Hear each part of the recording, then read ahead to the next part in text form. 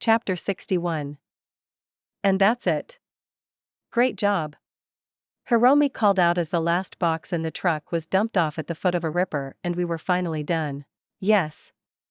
Who? I cheered, jumping into the air a little. We had done it. Sold our loot. It actually felt like something an adventurer would do after clearing some goblin cave or something. I mean, sure, scavs aren't exactly goblins. Mostly. But it was the feeling it gave. Payday. Malcolm cheered, hand out and flat towards Hiromi, giving her a cheerful look. She scoffed and rolled her eyes. Not here, you gonk. Come on, let's go to Motoko's place and we can split the eddies. She said, ignoring Malcolm's whine for money as she climbed back into my quadra. Wait, why are we meeting at my apartment? Ichi lives with his grandmother. Malcolm has his parents, and we aren't going to my place. Hiromi answers simply. Sounds good to me. I agree. The boys both say with a grin as they jump into the truck and start driving away. Why did everyone just drive off on me? Bullying gonks. I huffed but got in my quadra and started driving home. I hope June wasn't home. So the split is completely even. Each of us gets 25%. I doubt anyone is unhappy with the number? Hiromi asked as she passed us a pretty hefty chunk of change each. My own bank account was grateful and it was more than I would have made doing 3 gigs for Wakako. This was amazing. Malcolm said as he flopped back onto the floor of my apartment. We were all sitting around the living room table. Ichi and Malcolm both on the floor while Hiromi and I had the couch. Malcolm, that floor isn't super clean, you might not want to lay back like that. I said, unable to not mention the dusty floors. Listen. I still remember how dirty it was when I was doing push-ups, and neither June nor I had really done any cleaning outside of fixing up our messes. Okay, mostly me picking up tech or guns laying around, but the point still stood. Yeah, it's kinda dusty down here. Ichi cut in then, shaking his head as Malcolm dusted himself off a bit. Either way. Motoko. Hiromi. Malcolm. Thank you. I was really hurting for eddies, and I couldn't have made anything like this much in such a short amount of time. Motoko. You still pay better than any other boss I've worked for. Thanks.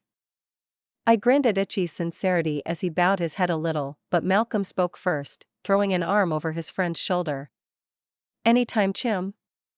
I needed some cash too, I gotta admit, other than the terror and chance of death, which we already dealt with during the war. The pay is certainly better. When are we doing this again?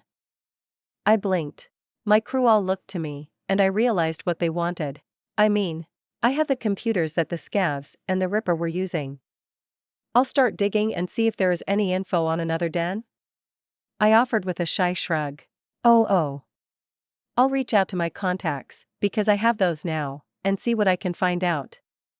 Hiromi offered, putting both of her hands on her hips and flipping her hair a bit as she looked all pleased with herself. She seriously looked like her mom right there. I decided I wasn't going to mention that. Well. I'll call up some of the TC guys I worked with during the war. I'll see what they say. Ichi offered, looking happy to be involved. Oh, fuck all of you. I don't have any cool contacts. Malcolm said as he slumped over the table. Don't worry, Malcolm, not everyone is good at gathering information. Why don't you see Vic and get some upgrades? I'll probably do that sometime soon too.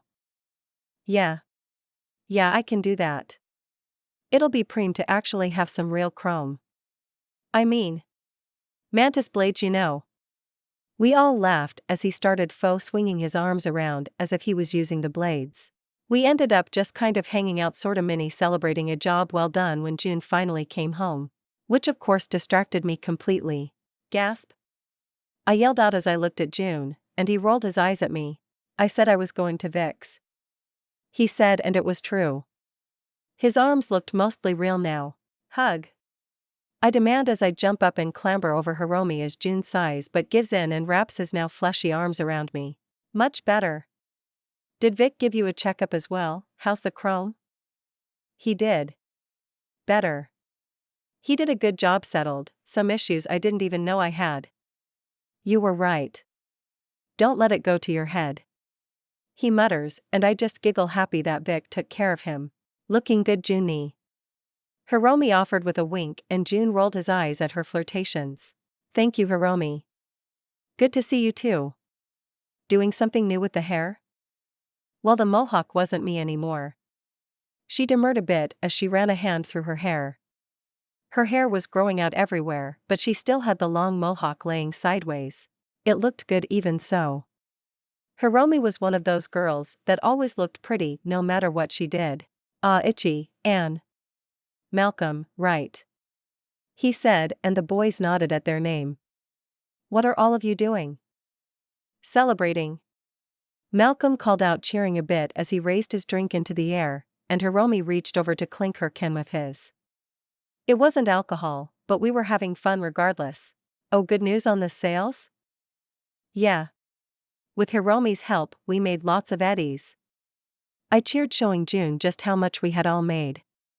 He smiled and patted my head, looking proud of me. Yes. A few hours later, I was resting on the couch. Everyone had headed out, probably to spend their newly found eddies. June had claimed the TV and was watching some weird-ass future show that I just couldn't understand why he liked it. Part of me wanted to do some more music, but even I wasn't a brat enough to do that while June was in the middle of his show, so instead I grabbed the shard I had downloaded all of the scav data to, and started going through it. I hadn't just stolen the scav's emails, but the computer's history as well. So as I sorted them out, I started looking for anything that would lead to more scavs.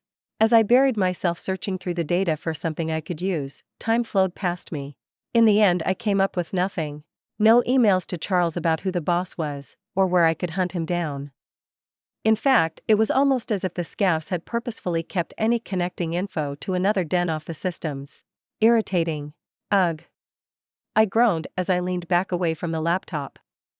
That was a good couple of hours wasted. What's wrong? June asked, although he didn't tear his eyes away from the TV. Just went through all the computer records the scavs had at the den, trying to hunt down a lead to find more of them. Not that easy. One thing they are good at is keeping to themselves. They can't ever get enough power in one area to hold territory or anything, but it makes them impossible to remove. Yeah. I grumbled, as I reached over and closed all the files I had been burning through. Instead, I closed that laptop and grabbed my ICE laptop. Plugged in and started burning down the ICE instead. At least with this I could make progress. And in fact, I made quick progress. My new cyber deck was amazing. The ICE was still there. The task was just as hard as always, but I had so much more flexibility. More speed. I really had been needing an upgrade for a while. I was forced to admit to myself as my speed of cracking IC more than doubled, simply because of how much faster my deck was. The next day I was bumming around the apartment again, mostly mixing up my grind between playing some random song that I remember from before or trying to get my programming all fixed up. I had also checked through the alerts for the scav den. Other than the XP, I hadn't paid any attention to what else I had earned. I really should have, because one of the alerts wasn't just an XP notification but an actual level up. Reflex leveled up. Reflex 7. I was in shock. I hadn't even realized such an important stat had leveled. Awesome. Unfortunately, since my blade skill had already been maxed out, I hadn't gotten any blade alerts, but still. Reflex. I could update my handgun skill again. I was so proud of myself I almost ran out of the apartment to go shoot things before remembering that I was taking it easy-ish today. Only minor stuff on my to-do list.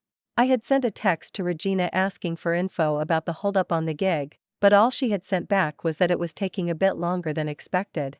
So I had been sending texts out to people between grinds. Hiromi was back in school. Ichi was free, but he was following through on his idea. Speaking to some of the old-timers he knew about scav hideouts. But it was Nox that I was texting with the most. Turns out he had finally hit the point where he was making more eddies than he had put into the project. That was cool. It was still nothing to what I made on a gig alone, but the BDs were getting around out there. Which reminded me I had a few more BDs for Judy, including the itchy one which I needed to get made to give to Malcolm and Hiromi. Deciding to get out of the house, I got dressed and headed over to Lizzie's. To my relief, as I pulled into the parking lot, Rita was hanging around outside. I parked and hurried over, waving a bit as I approached her, earning a quirk of her lips in return. "Hey Motoko, doing alright?" "Yep." "Hey Rita." I wanted to say, "Thank you," I said when I got close enough to talk quietly with the Mox. "Your advice was really good. I ended up finding a new relaxing hobby to do in between all my merc work. So. Thanks." "Oh, well, I'm glad," she said, looking pleased at my words, her smile turning completely genuine. "I'm glad I could help. What have you started doing?" I flushed a little at her question, scratching at the ports on the back of my head as I hesitated, but if anyone deserved to know, it was Rita. "I started playing music, I picked up a guitar, and I sing a bit, I guess." "Just don't tell anyone," I said seriously, and she giggled. Actually giggled at me. "Deal. I won't say a word." "You any good?" Well, I'm getting there, I guess," I offered, dancing back and forth a little on my feet. Which seemed to make Rita even more amused. "Then you'll have to play something for me sometime." "But no rush, you here to see Judy?" she asked, and I nodded, reminded of what I needed to do. "Yeah, I have some BDs to drop off." "More gigs?" I looked around a bit to make sure no one was listening in. My chums and I hit a scav den a few days ago, cleared the whole place out too. Rita scowled at hearing about the scavs, but then smirked at the rest. "Good. Fucking scum suckers. You all alright?" "Oh yeah, it was easy, only 10 of the guys, I took them all out without them even realizing, easy." I waved off the concern. As if I was in danger from a couple of scavs. She looked me over for a while before nodding. "Well, it's good to hear there are a few less of them in the city." She reached out and patted my shoulder, looking proud. Ack. Too many people being proud of me. We chatted for a few more minutes about Rita dealing with gonks that needed to be thrown out of the club before I headed inside to find Judy. "Judy," I called out as I entered, making sure to make noise long before I walked into her lair. I didn't want to startle her again. "Huh? Oh hey Motoko, how are you?" she asked as she looked away from the computer she had been staring at as I entered. As always, she looked like she lived down here, with her desktop covered in cans piling up. "Not too bad. I have some BDs to drop off, and I wondered if I could ask for a favor about a small BD edit." What did you mean?" She had turned around from her computer, giving me her complete attention. I couldn't help but smirk a bit at the thought of what she was going to see. "Okay, so I have this BD one made about a prank I pulled on a friend." Walking out of Lizzie's a few hours later, I was still giggling at the BD in my pocket, even if my wallet was lighter. Judy was more than willing to do a BD edit for like a minute longer too, but it wasn't free. I shrugged. It was good enough. Now I could torment Itchy. "Hey Mr. Stud. That's never going to get old," I muttered to myself as I drove home, still giggling. Judy had also been given the scav Denver 2 to fix up and hand to Knox. Well, that little job was done. Considering how close I was, I considered heading over to Yiba Tower and talking to Regina, but in the end she would contact me with a gig. If she didn't want to give me gigs, it wasn't a problem for me. I wasn't hurting for eddies. No, instead I headed towards my favorite ripper. After everything, Vic had gone through the chrome we had dropped off and found a few pieces that I had put away. I don't think I was ready for all of it, but there were still a few little updates I wanted to chip in. I stopped in to see Misty, of course. We had a fun conversation about some article she was reading in her magazine about the net and souls. But then I went down to Vic. "Oh? Finally ready for those upgrades, huh?" "Yeah, but first," I demanded as I stomped up and pulled Vic into a big hug. "Thanks for helping my brother," I told him, and he looked a little flustered as he patted me on the shoulder. "You know there isn't any reason to thank me. I didn't do anything most other rippers couldn't do.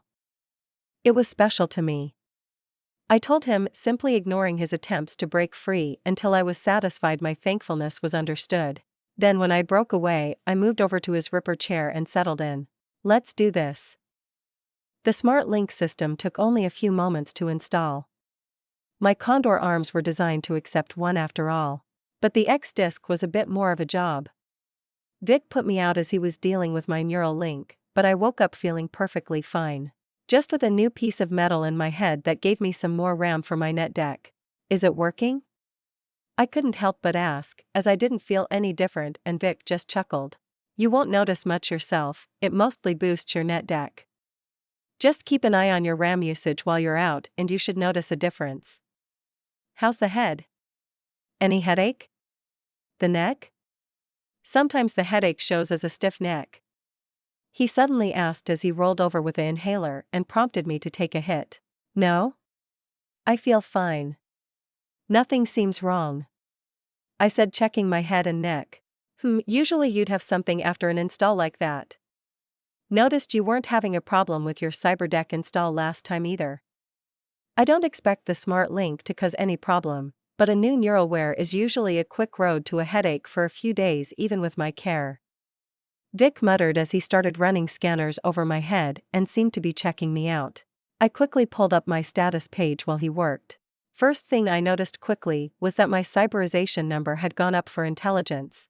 Intelligence 7, 11, due to cyberization, maximum value has increased by 4. It used to only be increased by 2. So I guess the EX disk made a difference? But also, Arasaka Smart Link System. Adaptation Smart Link 0 divided by 0. Arasaka X disk adaptation X disk 0 aught. Neither of the two cyberware had an adaptation cost? I could only hum to myself as Vic worked on checking me out, but I felt fine. Better than fine, really. Eventually, after taking all the scans, like literally all of them, Vic let me go. He was relieved that he wasn't finding anything, but also sorta grumpy that he wasn't finding what he expected. So I left him to his grumpiness, but only after thanking him and handing over some money for the work. Then I went home again. I was feeling the need to grind some more. Plus, I really wanted to level my programming so I could make my music box idea work. Even if it was stupid and just for my music hobby, it would be really cool if it worked. No. When it worked, I hummed along to the radio as I drove home. So I was taking a break from programming ping. Instead, I had pulled out my toy. I mean my very important directional microphone. That was for super important gig work. And not a toy, but I was trying to program the damn thing. All I was trying to do was get it smart enough to be able to focus the audio on what I wanted to hear, and filter out any background noise. Programming is hard though. I wasn't making much progress, at least not efficient progress. Everything I typed out was twigging my debug knowledge, telling me it was going to be a mess to work with. But that didn't really matter. I just needed to keep grinding and eventually, programming skill level up. That would happen. Programming 4. I enjoyed the surge of knowledge as I nodded along considering what had just been dumped in my head. Then I took the program for the mic I had been working on and deleted almost all of it. Yep. It was dog's hit.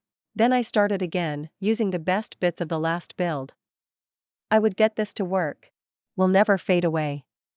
I crooned as I had taken a break from my programming to strum my guitar and sing. I wasn't so much stuck on the programming as just needing to let my mind do something else for a while. So many numbers. Plus with my 2 perks filling in for me, I could basically shut down my brain and play a song and not really have to think about it. Letting my brain cool down from the math overload. 100 Rockerboy XP gained. The message popped in after I finished the song. I couldn't help but smile, because Rockerboy leveled up super fast. Even though I wasn't getting alerts after every song, or even every other song, it didn't really matter. I played the songs, simply enjoying the music, and the alerts came in. Plus it helped that I kept adding more and more to my play. First it was just strumming and singing badly along, then my instrumental cleaned up, and now I have Siren Song. My voice was so much better, so I was actually singing smoothly. It was fun now. I didn't feel like a grind anymore. When I played, it really was just because I wanted to hear the song. The only thing that annoyed me was that I only had a guitar. I still needed to get my music box programmed so I could start doing the rest of the songs too. I sighed as I put the guitar down. Back to work. The next day, long after June had left for work again, I was standing on the couch and screaming at the top of my lungs while I rocked out. I was just a little irritated at the programming not coming together. But at least I had a nice outlet. The squeal of my guitar echoed around the apartment as I finished the song and flopped onto the couch to catch my breath. I needed, I don't know, more things to tweak, more programming to grind with. My microphone work had helped, but it wasn't enough. I either needed to get an example of someone already having programmed a directional mic, or I needed to level up a lot more. It was irritating. Even if I was still getting skill alerts while failing. I put the guitar on the stand and stood up. The music helped me break how stuck I was, so now I had an idea. It was time to go talk to Yoko. Suiting up in my normal outfit, and a quick drive later, I walked into the Dewdrop Inn to see Yoko as always at the counter. Yoko. I just got an upgrade to my deck, I need some quick hacks to fill it up. Whatcha got? I asked as I leaned over the counter and she nodded. Here's my selection. She offered, pulling out a data pad and handing it over, and there listed out were all of the programs she had. In this case, she was actually selling them for eddies, but I noticed there was a second tab for better hacks that were only tradable with knowledge. Luckily, I had the eddies. So I quickly started browsing. Most of it was just stuff from the game I recognized, although there were some different hacks. Some were meant only for net running.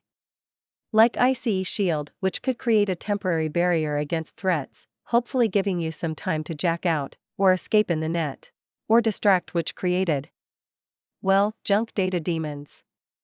That would spread out through a system and try to interfere with everything, filling files with bad data. But I wasn't looking for net running code. Mostly because I had yet to really dip my feet into net running. It wasn't that I was nervous or anything, I just didn't really need it.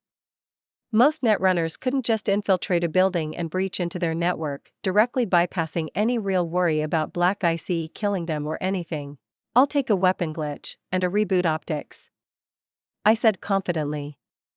Both were pretty base-level programs, but I could fiddle with them, and more importantly, they could both be used in combat when I screwed up and got spotted. Being able to jam some gonks' guns, or blind them would be an amazing help. I paid quickly and was already installing the programs in my deck as I walked out. Now I had some new programs to play with and level up. Chapter 62. I decided to spend the rest of the day playing around with my new quick hacks, but I still had my chums messaging and chatting with me throughout the day. Hiromi was mostly complaining about school, but she had put out some feelers to her new contacts about any scav info. Ichi hadn't found much from the old TC guys, but they had apparently liked his gumption to clean up the scavs, and Ichi told me that they would start asking around. Malcolm was just enjoying having some eddies, and his parents were super happy with him coming home with thousands of eddies for a job. After they fussed and worried he had done something the NCPD would arrest him for anyways. Well, that and showing off his new mantis blades. Seriously, he kept sending pictures of him posing with them every half hour. It was funny, but a little embarrassing. But I was once more distracted happily with a new program to work on. I started with weapon glitch, mostly because being able to mess with someone's weapon in a fight was an automatic I win button. And I wanted to make sure I knew how to use it, and defend against it if needed.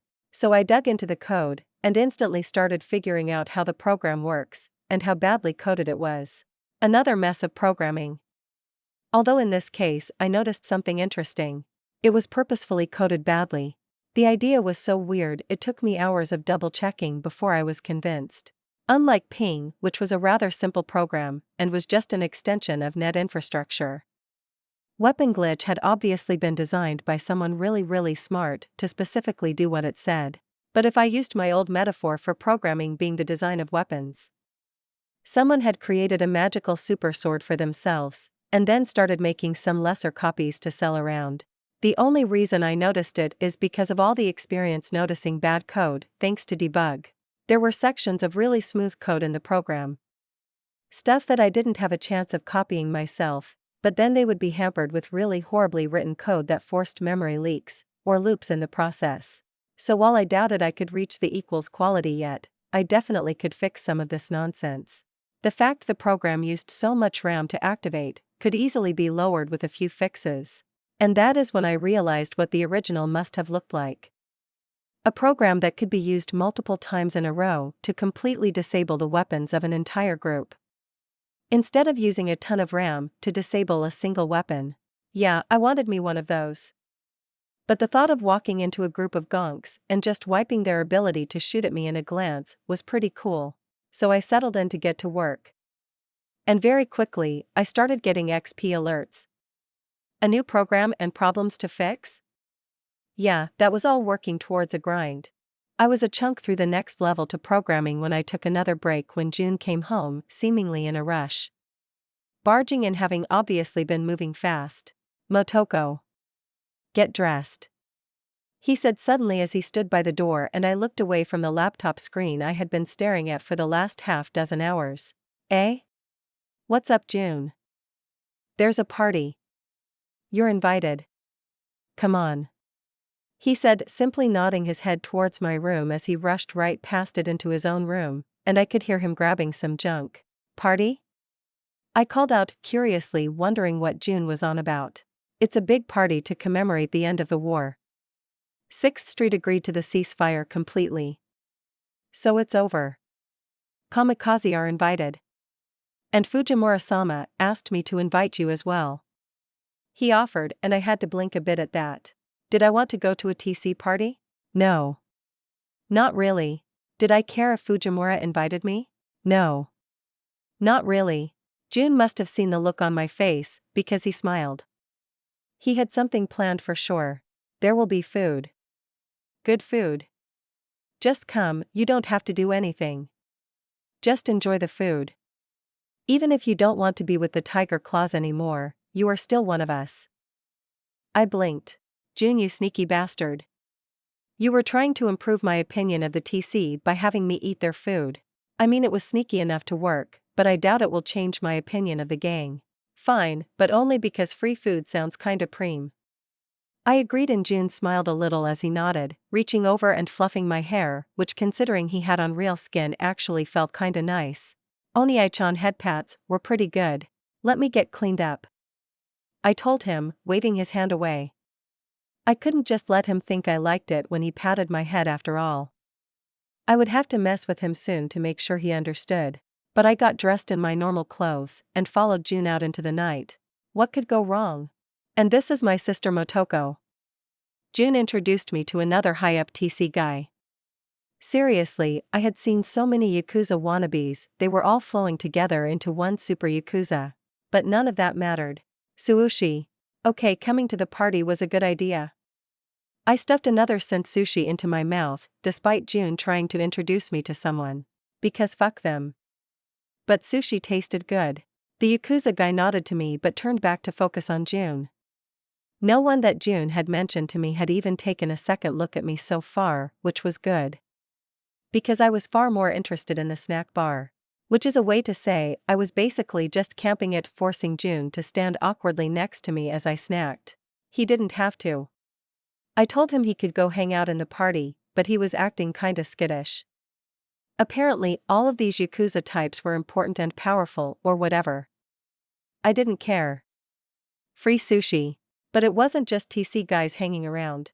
There was a detachment of 6th Street soldiers hanging around as they chatted with the TC leaders. This was a party to celebrate an end to the open conflict between the gangs after all. Open conflict anyways. Of course the gangs would still happily kill each other in the dark and deny responsibility. But overall, it was boring. The party was taking place in one of the skyscrapers in Japantown. Apparently it acted as a club that the TC owned when it wasn't in use by the gang. Of course tonight was a private event. Kusanagi. Kusanagi. A familiar voice spoke up, interrupting my snack, and June was already offering a bow. Fujimura, to my surprise, looked a bit different. He had definitely lost some chrome. He gave June a nod in return, before looking towards me.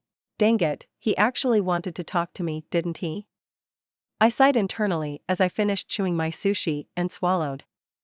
How's it going? It's a shame the war ended when it did. He suddenly said out of nowhere. If you had been dragged into a few more battles, they wouldn't be ignoring you. They'd be seeking you out for their own benefit, like they do your brother. He said, suddenly surprising me as he looked around and took in the people around us. I like it this way. It would be annoying to be bothered by them. I mean, I get to stand here and eat sushi, so it all works for me. I offered with a shrug. He snorted unhappily. You don't have the burn for more. You lack of ambition. Disappointing. Kusanagi, try to drag your sister into her potential. It would be a waste if she simply wallows as she is. Fujimura says to my surprise. It was a backhanded compliment, but a compliment all the same. What a weird guy. Yes, Fujimura-sama. Jun agrees, but I know my brother pretty well at this point. He was agreeing just to agree. But Fujimura wasn't entirely done. He turned to me again and gave me a long look over. Girl. I'm no fool. You may wish to separate from the tiger claws. I've seen many like you. Thinking that they don't need the tiger's protection anymore. It won't matter in the end. Someday, you will find yourself in need of friends, and we will still be there. Perhaps then you will remember who truly are on your side. Then he just walked away. I decided to just stuff more sushi in my mouth. Crazy cyberpsycho TC leaders talking nonsense at me. I don't feel great. I muttered to June as I walked out of the bathroom. I warned you to stop eating so much sushi. You made yourself sick. He told me without a hint of sympathy as he led me back into the ballroom where the party was taking place. It wasn't my fault. The sushi was so good. But now my stomach was really not happy with me. Okay, it was my fault. I'm adult enough to accept that I literally ate myself sick. Come on, we can leave early and head home. Yeah. Sorry, Junie. I muttered, struggling not to puke. Okay, definitely my fault. Stupid Motoko. Real stupid. But it was so tasty. I shook that thought away my stupid brain, not knowing when enough is enough. June guided me through the party, and apologized to a few of the TC higher-ups as we passed. June covering for me, saying I just wasn't feeling well, and not that I made myself sick by eating too much. Eventually, we entered the elevator down to the garage at the same time as another of the big TC guys. Honestly, I could see the neon Yakuza tattoos crawling over his suit up the back of his neck and across the back of his hands. He spoke to June while his date, a beautiful neon goddess that was definitely a doll, fussed over me. I could literally see the doll chip cyberware starting, just behind her ear, going down her throat. The gold engravings glinted against her pale skin. It was pretty, if you know the fact it was literally a pseudo-mind control thing, didn't make it kinda disgusting. Although I was pretty sure it was the woman in truth and not the programming as she hummed over my back and even gave me a little back rub as I rested my head against the cool chrome of the back of the elevator. Ugh, too much sushi. Stupid Motoko, acting like a child and overeating. Dumbass. The elevator stopped with a jolt and the four of us walked out. June guided me along as the TC guy and the doll both left arm in arm, an expensive-looking car pulling up for them with a beep. Which is when everything went wrong. I felt it. That sense shooting up my spine. Danger sense. A glint in my periphery. The smell of blood. A noise of a heavy footstep on concrete. Too heavy to be normal. Down. I screamed and kicked out June's knee, so we went tumbling just in time to avoid the barrage of machine gun fire above his head. The TC guy was also lucky. The moment I screamed out, he had moved, jumping into the car with the instincts of a man who had heard screams to move before. And it had saved his life. The poor doll wasn't as lucky, she went down with a cry and the splattering sound of meat. An LMG was pumping rounds towards us, aiming to kill us all.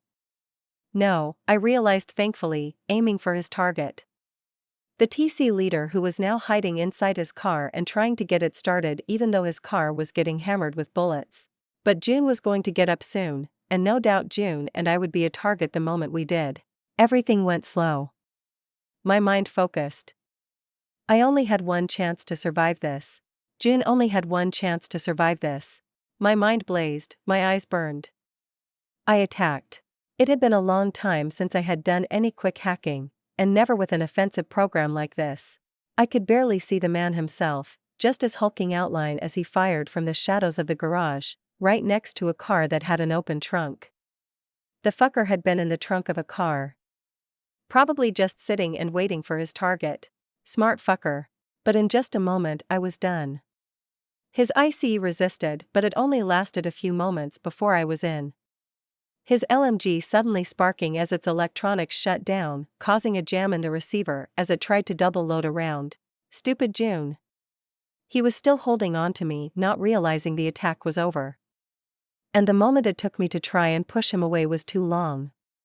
Because I had quick hacked him, no way he didn't realize I had been the one to shut down his toy. I looked up just in time to see the attacker just appear in front of us. Fucking Sandovies. I didn't even get a chance to quick draw before he laid into June and I with a kick. No, it wasn't a kick. A kick would just hurt. This was like being struck by a moving vehicle. We were sent flying. While in the air, I had a moment to be happy that June was mostly okay since he was mostly borged as well, even if he got rocked into the concrete wall beside the elevator. I on the other hand was 90% squishy meat even if I had desperately tried to block the kick with my arms. I went flying down the garage, rolling along the concrete. The fact he had kicked me in the stomach meant I had left a trail of my previous meal all across my path. Gross. I gagged and choked once I landed, blood joining my meal on the concrete. Fuck, that hurt. June was getting back on his feet, looking more pissed off than I had ever seen him. I groaned as I wiggled my toes, confirming my back wasn't broken, just my insides, as I forced myself up. Fuck this guy, and fuck this night. The Borg's target was obviously the TC leader who was doing his best to get his car moving to escape this assassination. June attacked him, because of course he did. Despite not having his katana, June was relying on his gorilla arms, slamming a fist into the Borg's side to keep him from reaching into the car to grab the TC guy with his utterly massive hands. Fuck, this guy was as big as Maine. Like anime big. Easily 7+ feet tall, and absolutely beefed out. This wasn't just some random fucker. This was an edgerunner level cyberpunk. Fuck. June and I were in the middle of this. But fuck this guy even more for trying to kill us. The noise of the car finally starting changed the battle. The edge runner was distracted. Beria was drawn even as Borg guy punched June back, and then with an almost casual swipe of his arm, he literally knocked the car off its wheels and onto its side. The rear wheel spinning helplessly as it was no longer able to escape. But his attack thankfully opened him up to me. June was out of the way and the fucker was extended. Beria barked, and Edge Runner went from completely ignoring me to focused entirely on me as a massive hole was punched into his back.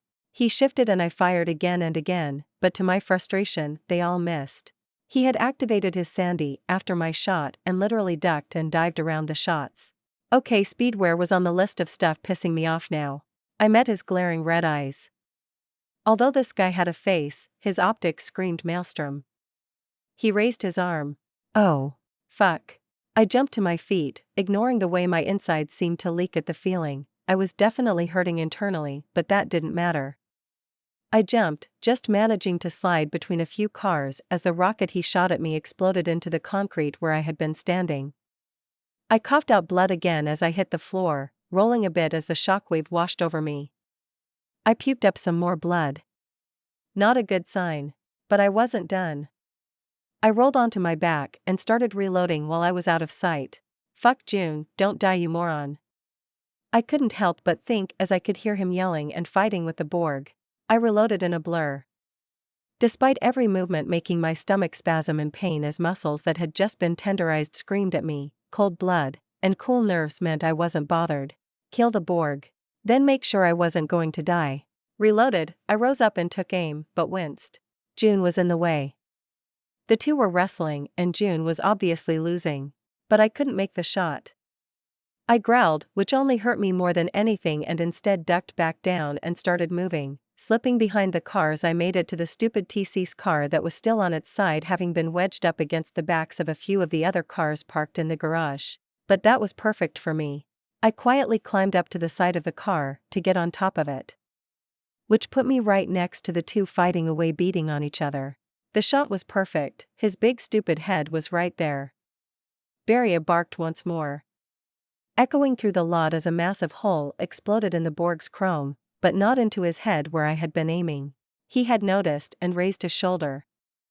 I had been aiming for his head, so instead of ending the fight, all I did was put a big hole in his shoulder.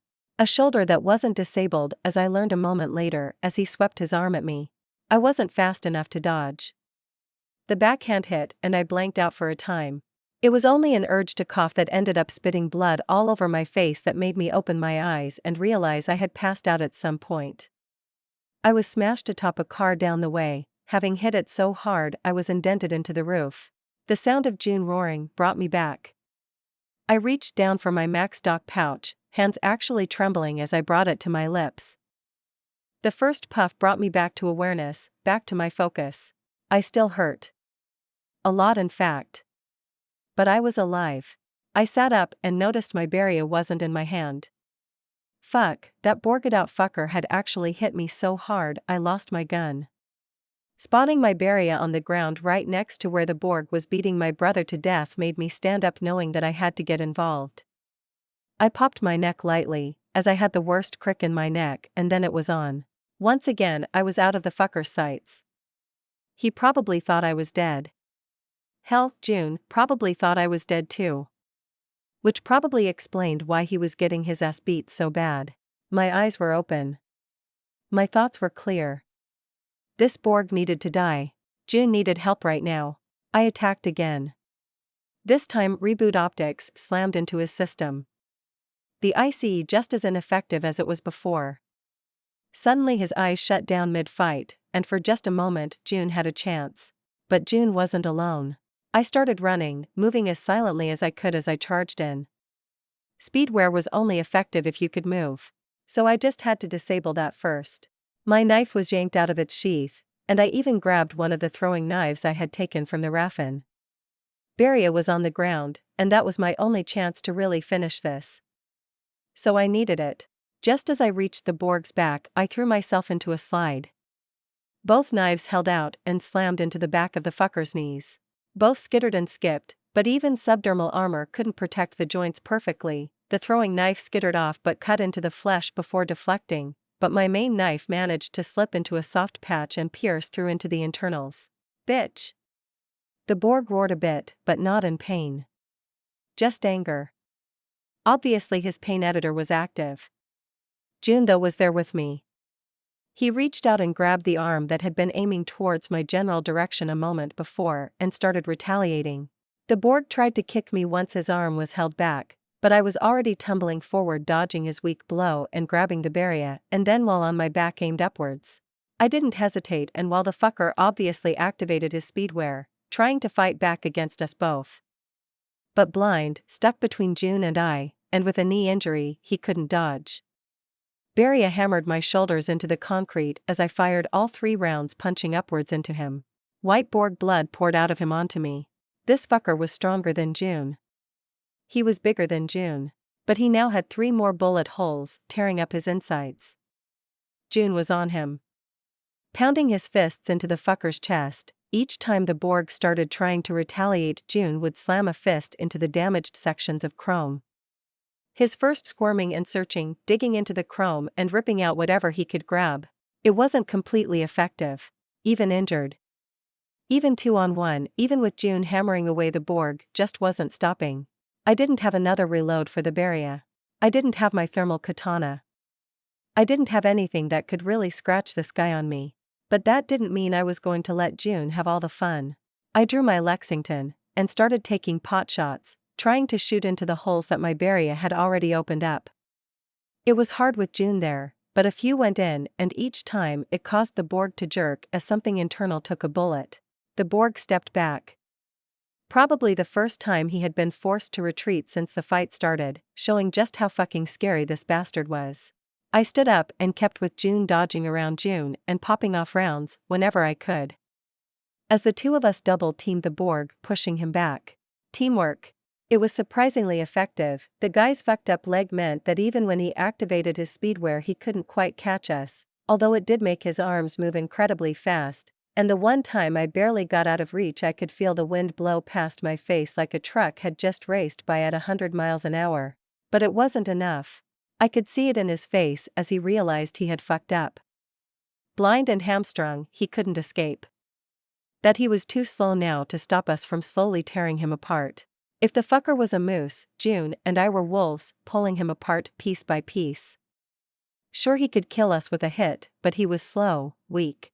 In the end, as much as I wanted it, June took the kill. Instead of dodging a blow, June grabbed the Borg's hand before he could pull it back and tugged, unbalancing the Borg, giving him time to leap at him. Climbing up the fucker, June wrapped his arms around the Borg's neck and started pulling.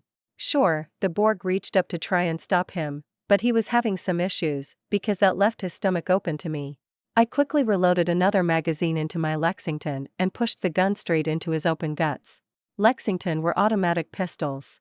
I unloaded, shifting the angle so bullets would be bouncing all around in the fucker's chest. His arms went limp and June roared as he tugged. The Borg's head popped free with a nasty crunch, sending June falling off and onto his back, and then the Borg's body crumpling as its will left it. As its ghost died. The garage was silent after that. Except for June and I's heavy breathing. He slowly sat up and I winced as he looked like he just finished a 10-round boxing match. His face was already puffing up and more purple than anything else. "You look like shit." I couldn't help but inform him as I settled down on the ground. My legs felt weak, and my everything hurt. "Uck you," he said, slurring, but he was alright if he had the energy to bring up his middle finger to flip me off. "What the fuck?" I couldn't help but ask, questioning the world, because that was some serious shit. I had fought Borgs before. Hell, I had even fought cyber psychos. But that guy was a walking tank. A monster that I wasn't sure I would be able to kill even from the shadows. Hell, I had shot him multiple times with my Barrier, and he hadn't gone down. "You gonna live?" I asked June as he just flopped down on the ground and hadn't gotten up. Instead of saying anything, he threw up a thumbs up and just laid there. Fair. That was totally fair. I glanced over at my alerts for the fight. I didn't get the XP. Fucking June kill stealing. Nah, fuck it. I'm too tired to care. Quick hack, leveled up. Level 4. And I had gotten a body level. Body 7. I guess fighting some Edgerunner Borg had some advantages. The sound of men rushing up jerked me back to awareness. Had I just passed out again? I looked up to see an army of the TC guys from upstairs, all of them the guards that had been around the room, rushing out of the elevator and the stairs. Immediately they started checking around, and even checking on the TC boss in the car. Turns out he was alive. Yay.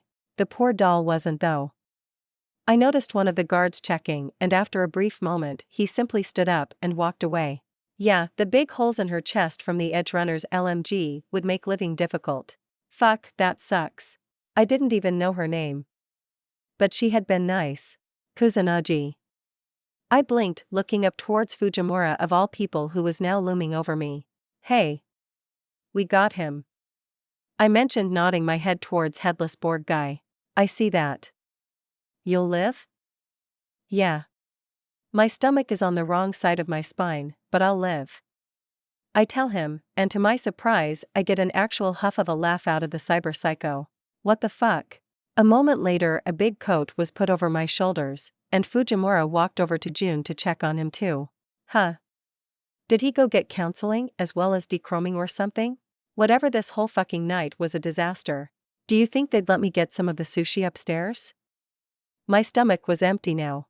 I blinked at what I had just thought, shaking my head with a long sigh that hurt my insides. "Motoko, you dumbass. You won't be able to eat it right now anyways. Better ask for a to-go box." Chapter 63. An hour later I was sitting in Vic's chair getting checked over. I had absolutely refused to go see the TC Ripper, even saying I would drive myself over to mine if I had to. In the end, Fujimura of all people had driven me over to Vic's. The massive cyber psycho Borg had left only after Vic had started taking care of me, seemingly satisfied he knew what he was doing. What a weird night. "Motoko?" "What?" I asked. "If you were gonna be alright with your sleep healing?" Vic asked, making me realize he had been forced to repeat himself. Yeah. Yeah, I should be fine." "Why?" 'Cause other than some serious surgeries, there isn't anything else I can do about all of this. He said seriously, face pinched into a look of honest concern. Oh yeah, I'll just sleep then. You don't mind? Nah kid. Here. I'll give you some stuff for the pain dash. Nah, it's fine Vic. I'll just sleep and be fine in the morning, thanks though. For looking me over. I would be worried about sleeping around any other ripper. So. Thanks document. I told him, smiling as he fussed over me like a worried dad. Aw, Vic's dad energy so strong. Motoko. I usually have to talk my patients into taking less medication, not more. You. Considering the scans of your injuries I took, you should be completely disabled thanks to the pain. Your injury is something I usually see when pedestrians are hit by cars. He explained, not quite calmly. Yeah, the Borg hit like a truck. Literally, he knocked a car on its side with one hit. I muttered, which made Vic fuss, but I waved him off, a little weakly I'll admit. Alright, let me take a nap, and you can check on me in the morning? Sorry for coming so late. Don't apologize Motoko. I just wish I could do a bit more for you. He muttered, reaching out and to my surprise, patting me on my head. I smiled and had to bite back a chuckle, because laughing really hurt. Good night Vic. I muttered and let my eyes close as I put myself to sleep for an 8-hour nap. I awoke instantly like always, feeling great, the injuries healed, and to my surprise, there were voices talking away in the clinic. I opened my eyes and took in the room, and had to still to keep myself from squealing. Because leaning nonchalantly against Vic's desk as he chattered away was Jackie Wells. He was pretty much the same as he looked in the game. His voice had that same joking manner that made him so easy to make friends with. Although I did have to translate the Spanish in my head, nearly every other word. Well, what Spanish I actually understood anyways. Come on Vic, you said we were going to get some training in today. He whined pleading with the older man. I've got a patient Jackie, you know the rules, that comes first. They won't even notice, they are passed out quiet, let's go to the ring, I know you want to get some jabs in yeah? I don't mind. I called out, interrupting as Vic was gonna definitely say no. Motoko. Vic called out happily as he spun his chair around. Finally awake, how are you feeling? I sat up on the chair a bit and stretched, feeling my abs flex as I checked myself over. Feel like $100 like always. I told him with a smile, but even as I was talking I was sending a message to June. I hope he was alright. Well that's good. He said, rolling over and starting to check me out even if I was trying to get up. Vic gently pushing me back down had me rolling my eyes and letting him work. See, the little señorita is just fine, come on Vic. You know, I've been looking forward to this all week. Jackie whined, literally whined like a kid, but it came off more charming than irritating. Vic, I'm fine. Go play with your friend. I tell him, shooing him with my hand as I smiled at him. Motoko. Vic said, giving me a look of disappointment. Which only made me laugh of course. Sit tight for a bit, Jackie, let me give Motoko a look over, then since she will probably be running away, we'll get to the lesson. Vic offered as he rolled across the concrete over to me. Quickly pulling up some scanners and taking a look. Come on Vic. I'm fine. I'm tough, you know? He instantly poked me with his needle hand. Ow. Ow ow ow. I whined at him before he pulled away. I thought you were tough. Says the guy sticking me with needles randomly. Hee hee. Yeah Vic, you can't just go, okay, I'll stay out of it. Sorry Hermana. Jackie said, cut off from Vic, turning to give Jackie a look. The much larger man raised both hands in surrender at Vic's irritation. Hee hee.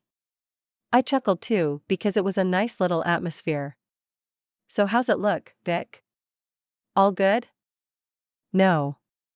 Your arm is still out of alignment. That hit you took knocked your chrome in along your upper shoulder. You're lucky it didn't just break every bone from your shoulder into your chest. I winced. Yeah, that sounded painful. A long whistle came from Jackie.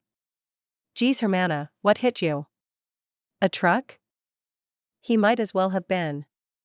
This guy was like 8 feet tall and all chrome, he probably weighed a ton. I wasn't even the target. The guy just wanted to assassinate someone next to me and my brother. I said, looking over at Vic as he worked on fixing the damage to my chrome. Jackie frowned at that. Fucking cyberpsychos. He muttered, but I had to shake my head. No, he was clear-headed. It was a professional hit. Guy was just borged up. Scariest fucker I've ever seen. I admitted, and even Vic looked concerned. I hadn't mentioned to Vic yet about just what brought me in late last night. Real edgerunner shit then? Sorry you got caught up in that then, Hermana. Jackie offered, to my surprise, before I understood what he meant. Oh, don't worry. He might have got the drop on us, but between June, my brother, and I, we walked away. He didn't. I said with a smile that was all teeth. Jackie's eyes widened a bit as he obviously had to take what I was saying and process it. I mean, wrapped up in bandages sitting in Vic's chair without a weapon in reach, because Vic refused to let me keep my barrier or anything while he worked. It meant I didn't exactly scream dangerous merc. Huh. You actually fought someone like that? Me and my brother. I'll admit June did more than me. I just couldn't stand up to the guy's strength. He was throwing me around like a rag doll.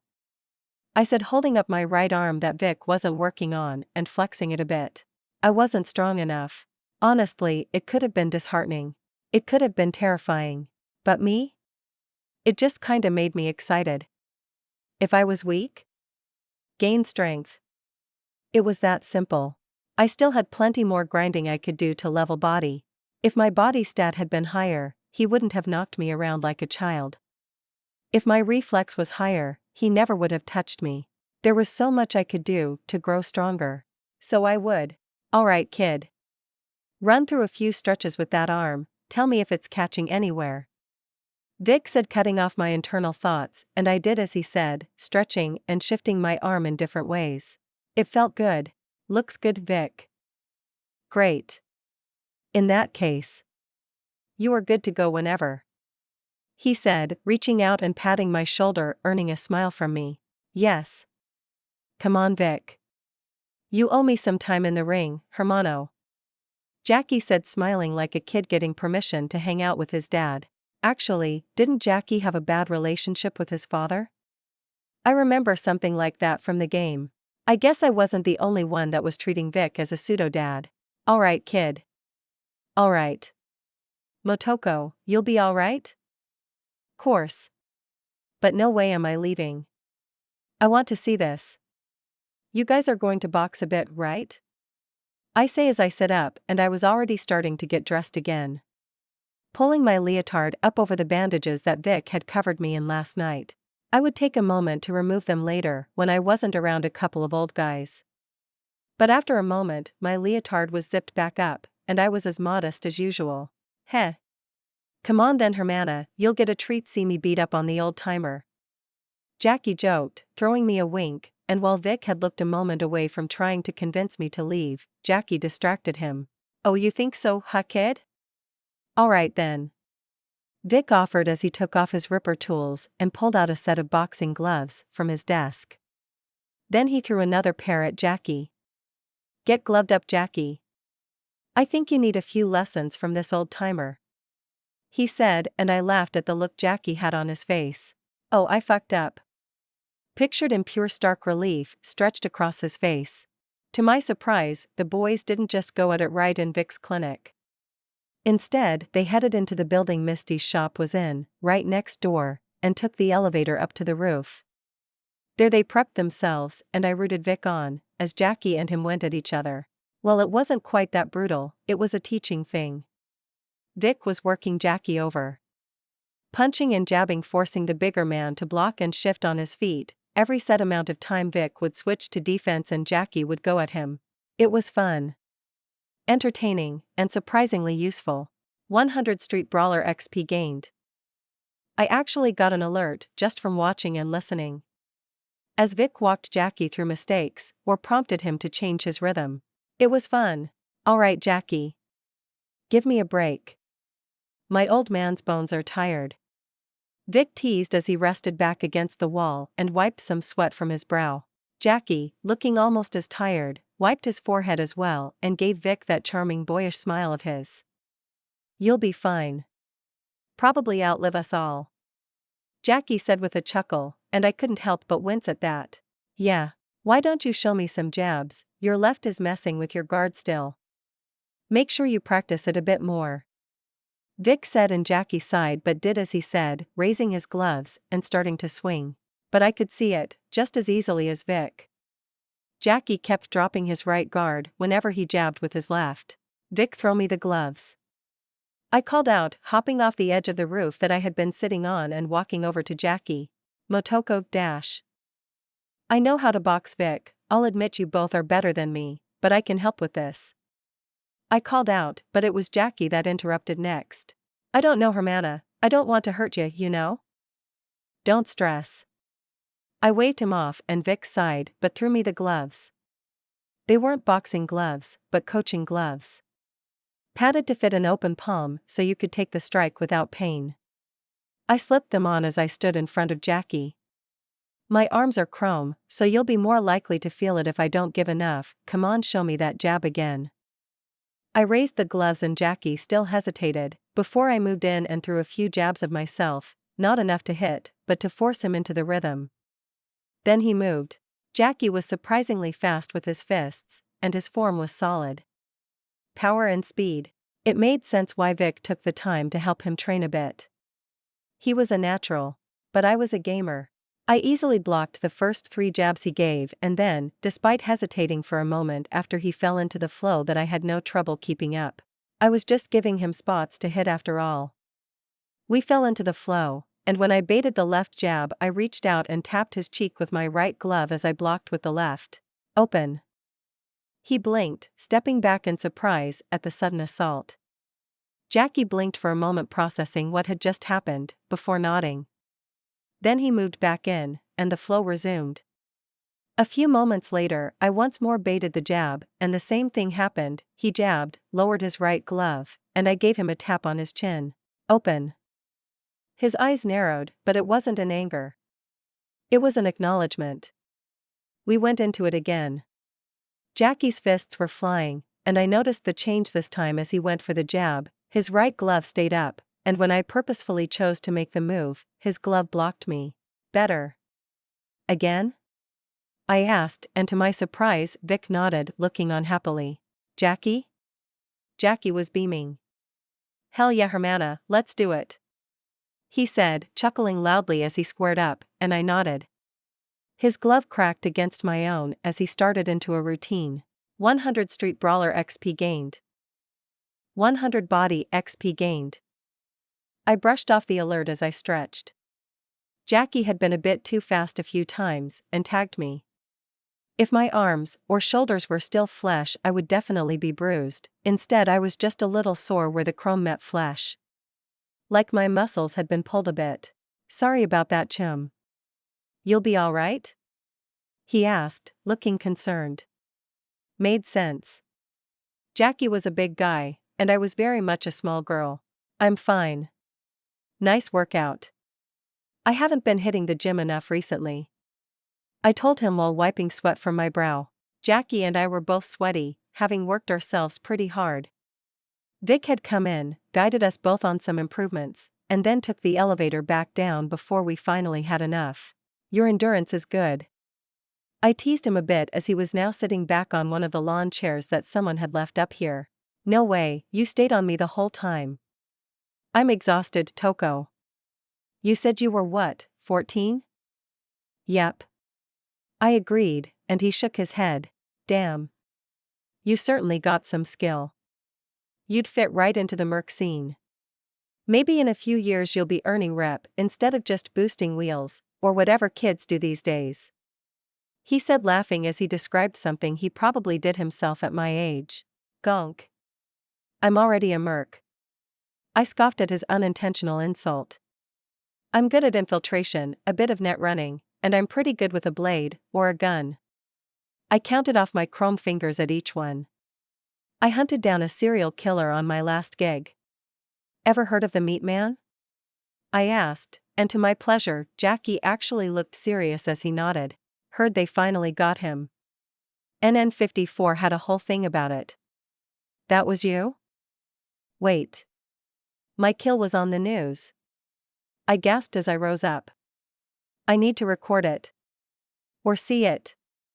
I called out, waving my arms a bit in happiness. I was on the news. Whoa Hermana, easy. You can go to their site, should be easy enough to take a look at. You really killed that bastardo? He asked surprised and I nodded. Sniped him with my Nakomata. Rescued the people he had kidnapped, even called in the NCPD so they could take care of it all. Ended up waiting around in handcuffs for a couple hours, but it was worth it in the end. Well damn. Not bad at all little Toko. You'll make an edge runner out of yourself someday. He said laughing with a smile. Pfft. I'm never gonna be an edge runner. I don't plan on going out in some blaze of glory. I'll be the next Morgan Blackhand. I'll live until I'm 130 and still wipe the floor with all the gonk kids. I tell him laughing at my mental image of myself as some ancient hag whacking kids with the back end of a thermal katana. Heh. Not me. I'm gonna make this city remember me Hermana. I'll have a drink in the afterlife, and I'll live forever. He said looking up at the sky, smiling at his dream. I was grateful that he wasn't looking at me. My face couldn't be pleasant to look at as I watched on. I had watched this man die. Watched his final moments, seen his funeral, and all the pain it had caused. Jackie. Jackie was a street kid of Night City, through and through. Even if I told him, even if I explained how much it would hurt his family, he wouldn't stop racing along the edge. The disgusting culture in this city, to throw your life away in a moment of glory. There would be no convincing Jackie that his life would have far more meaning if he stayed alive. Lived his life, had a family. Because he had been raised on the idea that a drink in a bar was the pinnacle. Disgusting. But nothing I could do right now. No words I could say, nothing I could show him. We weren't even chums yet. Just two people that knew a guy. Well, how about you then, Jackie? What happened on your last gig? Oh? Oh yeah, that was a fun one. Had to chase down this pendejo to pay his bar tab, funnily enough. It was all going well, tracked him down, got him in my grip, but then I realized he had chums.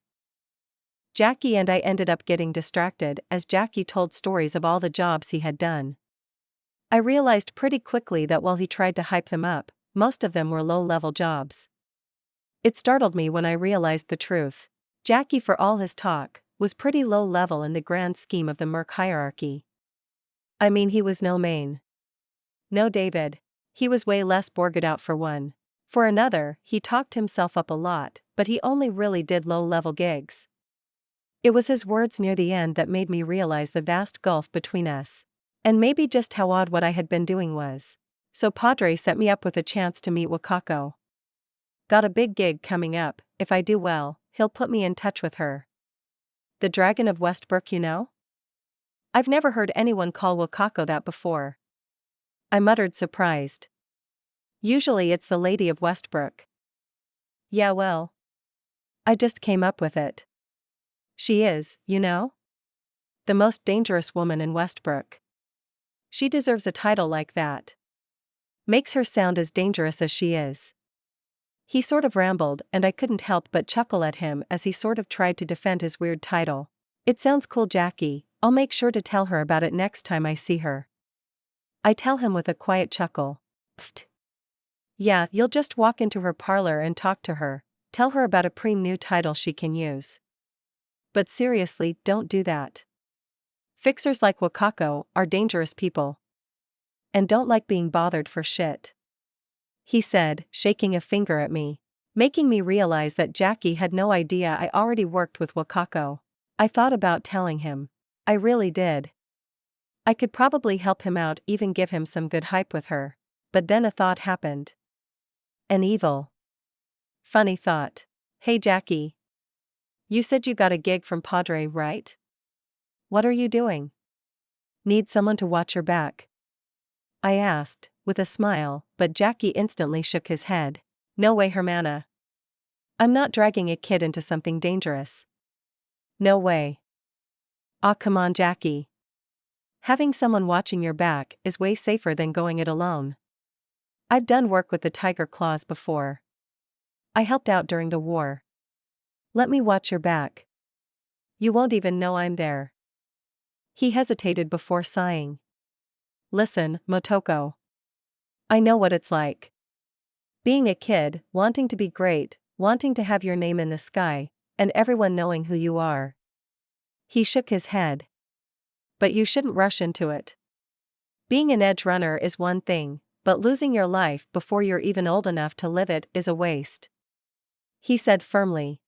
He wasn't gonna budge. The jerk. Fine. I'll just troll him then. Fine. Well, Jackie, this has been super fun. We should get together and do some more boxing again sometime. It's been a while since I had this much exercise.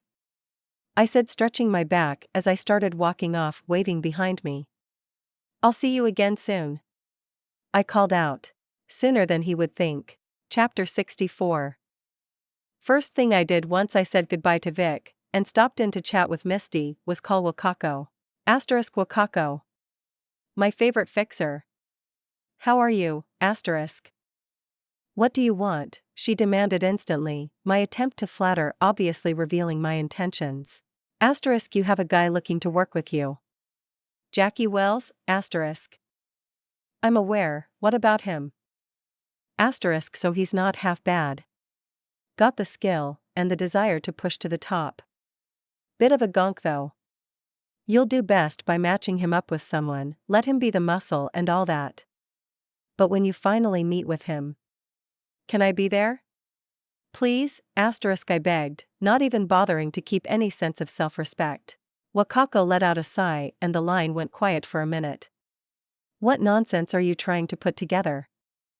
Okay, so Jackie, nice guy, I like him. When he said he was trying to work with you. I had a thought. Motoko, you could help this guy finish this gig, and have a bit of muscle that you could trust on some gigs. But Jackie's a bit of a gonk. Refused my help, 'cause I'm a kid. So now when he meets you, I need to tease him a bit. Please, Wakako. I just want to be there in person, so he walks into the room and just sees me already there. The look on his face. You can't tell me it won't be funny, girl. I'm a professional. I don't do things just because they will be funny, I'll give you a discount on my next gig. 2,000 off, I said instantly. The line went silent.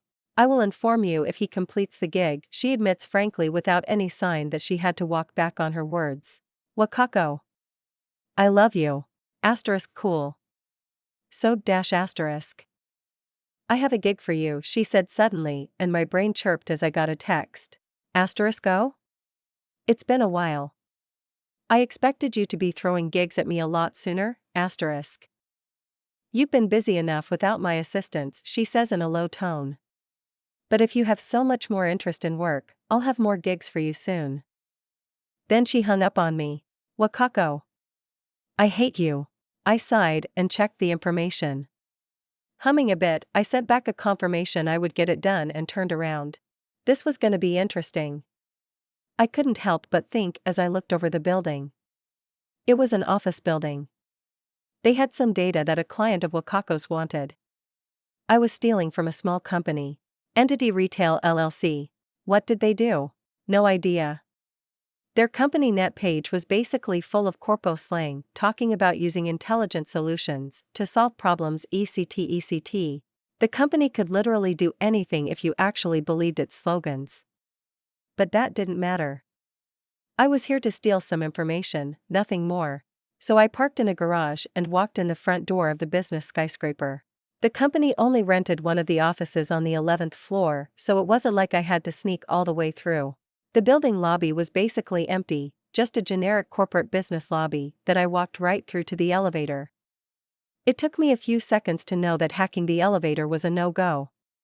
It would take too long, so I walked past it to the stairs. The stairs were secured here at the bottom, but that took me far less time to break into than the elevator security, and then I was in the stairwell. Slowly, I marched up the stairs, actually enjoying the exercise a bit. Between this and training with Jackie, I was getting a little physically tired. I peeked through the door that was marked 11 to see what I was dealing with. And it was a hallway. Right, this wasn't some Arasaka Corpo office with HMGs around every corner. It was just an office building. I slipped in to look around. The hallway led to a main foyer that had 3 different corporations that I could see, at least based on the doors. It took me about 30 seconds after finding the corporation that I wanted to turn around and head back into the stairwell. On the door was the office hours, and considering I had seen a bunch of people inside, now it was time to wait for closing time. It took a few hours, and if not for the ability to send texts and a really nice view off the roof of the building, I would have been annoyed. I had thought about heading home, but by the time I actually reached the apartment, I would have had to go out again anyways. So I spent a few hours enjoying the view from the top of the 12-story tower, while waiting for the office to close down. Well, that and hacking into the building's security. There was an access port on the roof, and it was just sitting right there. Sure, the security was pretty good, and some of the different floors' security was even better, but I had a few hours to burn, and it was something to do. So I breached in and poked around, taking over a few of the cameras in the system, deleting some files that had me on the camera, even if the image was blurry thanks to my Karoshi. You know, fun things. I was watching through the cameras as the time finally came. The office started clearing out over the next 30 minutes, until finally a man exited and turned off the lights on his way out. Go time. I disconnected and headed down, the security of the building already broken before me, so nothing stopped me. The office had its own secure system, and it was better than normal building security. It was just unfortunate that building security still had access to the office, per their lease. So since I had already broken one system, I had given myself security administrator access to the office. I didn't even have to hack the system. It simply beeped and let me in. The office was dark and a little spooky, but I fixed that by turning the lights on and started looking around. I needed to find the boss's office, and it took me a few minutes before I spotted it. The door was locked, and it actually had a private security pad, which was hilarious because I recognized the pad. It was one you could buy from basically any store for a few eddies. The security was worse than the office itself. I suppose it was just meant to keep the workers in the office out. 30 seconds later I was in, and exploring the boss's office. The man obviously thought highly of himself. Paintings on the walls. Golden doodads on the desk. A fancy computer rig. I woke it up, and it took me 10 seconds to find the password written on a note nearby. It was almost sad that I didn't even have to breach in. I accessed the system and then jacked in, found the files the client wanted, and stole a few extras for me. I would trade it in at the dewdrop for something maybe. Then I shut the computer down and whistled as I headed out. I even shut the lights out on my way out the door.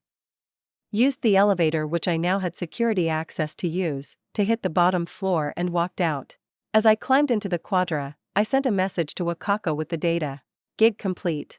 Finally. I grumbled as I managed to get a new bit of code to compile. I was working on weapon glitch. Clearing out the jumbles of bad code, and trying to smooth out its process time.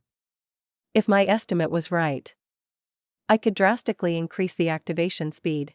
But more interesting was the fact I knew this quick hack could be used on multiple people at a time.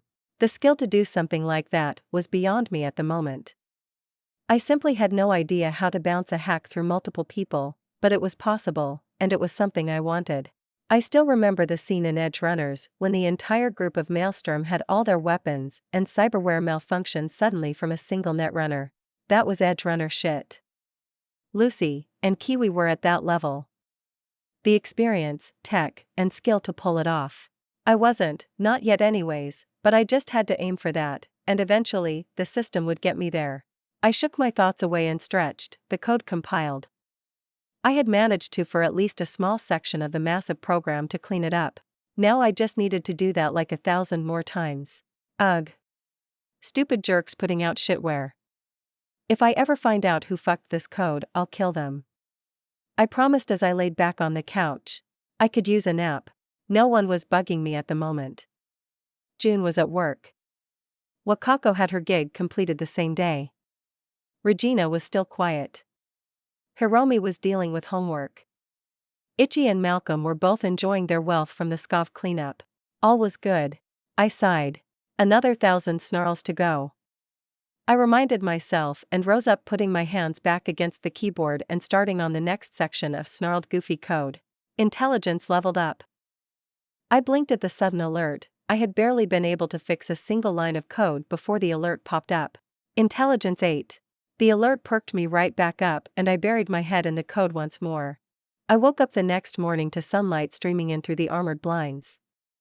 I had fallen asleep on the couch again instead of going into my bedroom, but it didn't really matter to me. I woke up feeling completely rested either way. Morning, June said, almost startling me as he walked out of the bedroom. He hadn't come home last night before I fell asleep, and I hadn't even realized he had come home. I didn't hear you come in. I muttered, glaring a bit, and he actually smirked at me, before very obviously starting to pace in front of me in the living room. It took a moment before I realized it. He made almost no sound as he stepped, unlike the previous thuds he had made. Link's paws? Yep. Gonk. I snarled, jumping at him suddenly, using the living room table to leap into the air to crash into him. A few moments of swinging myself around him turned into a grapple as I gripped his stupid face with both of my hands and smashed my forehead into his stupid gonk face. Fuck. Motherfuck. He screamed out as he tried to rip me away. Why did you get more chrome, you stupid gonk fuck? I screamed at him, ready to smash his face again, when he finally managed to grab my face to keep me from bashing him face to face again. I didn't. Fuck. Motoko, you little. He snarled as he kept trying to rip me away, but failing. Thank you, grapple perk. Bullshit. I didn't. The Link's paws were already installed. Fuck, oh. That hurt. Explanations required or pain will continue. I snarled in his face. They were already installed, but they were shit. An old set, Motoko, now get off my face. He growled and I finally accepted, rolling backwards, landing on my hands before pushing myself into a flip to land in a crouch on the couch. You did say you were going to Vix. I did, you fucking gonk. He growled at me, but the Link's paws parts were from that chromed borg. Grr. I growled at June, waving my fingers threateningly as I considered angles to attack. He was aware of me now. The lack of surprise would make it harder. Enough. The crazy borg we fought had a set of Link's paws, way better than the shit I had. So I got my chrome upgraded. You shouldn't be installing new chrome, you chrome-brained gonk. I didn't. I just upgraded. Same thing. Well, it's done. Geez. My head hurts. He grumbled. Since I flatlined him, a lot of his chrome was gathered up. I did the smart thing and didn't chip in any of the rest. Relax, Motoko. I'm not gonna go cyber psycho. Go see Vic to get everything checked out. You know he is better than that TC Ripper you went to before.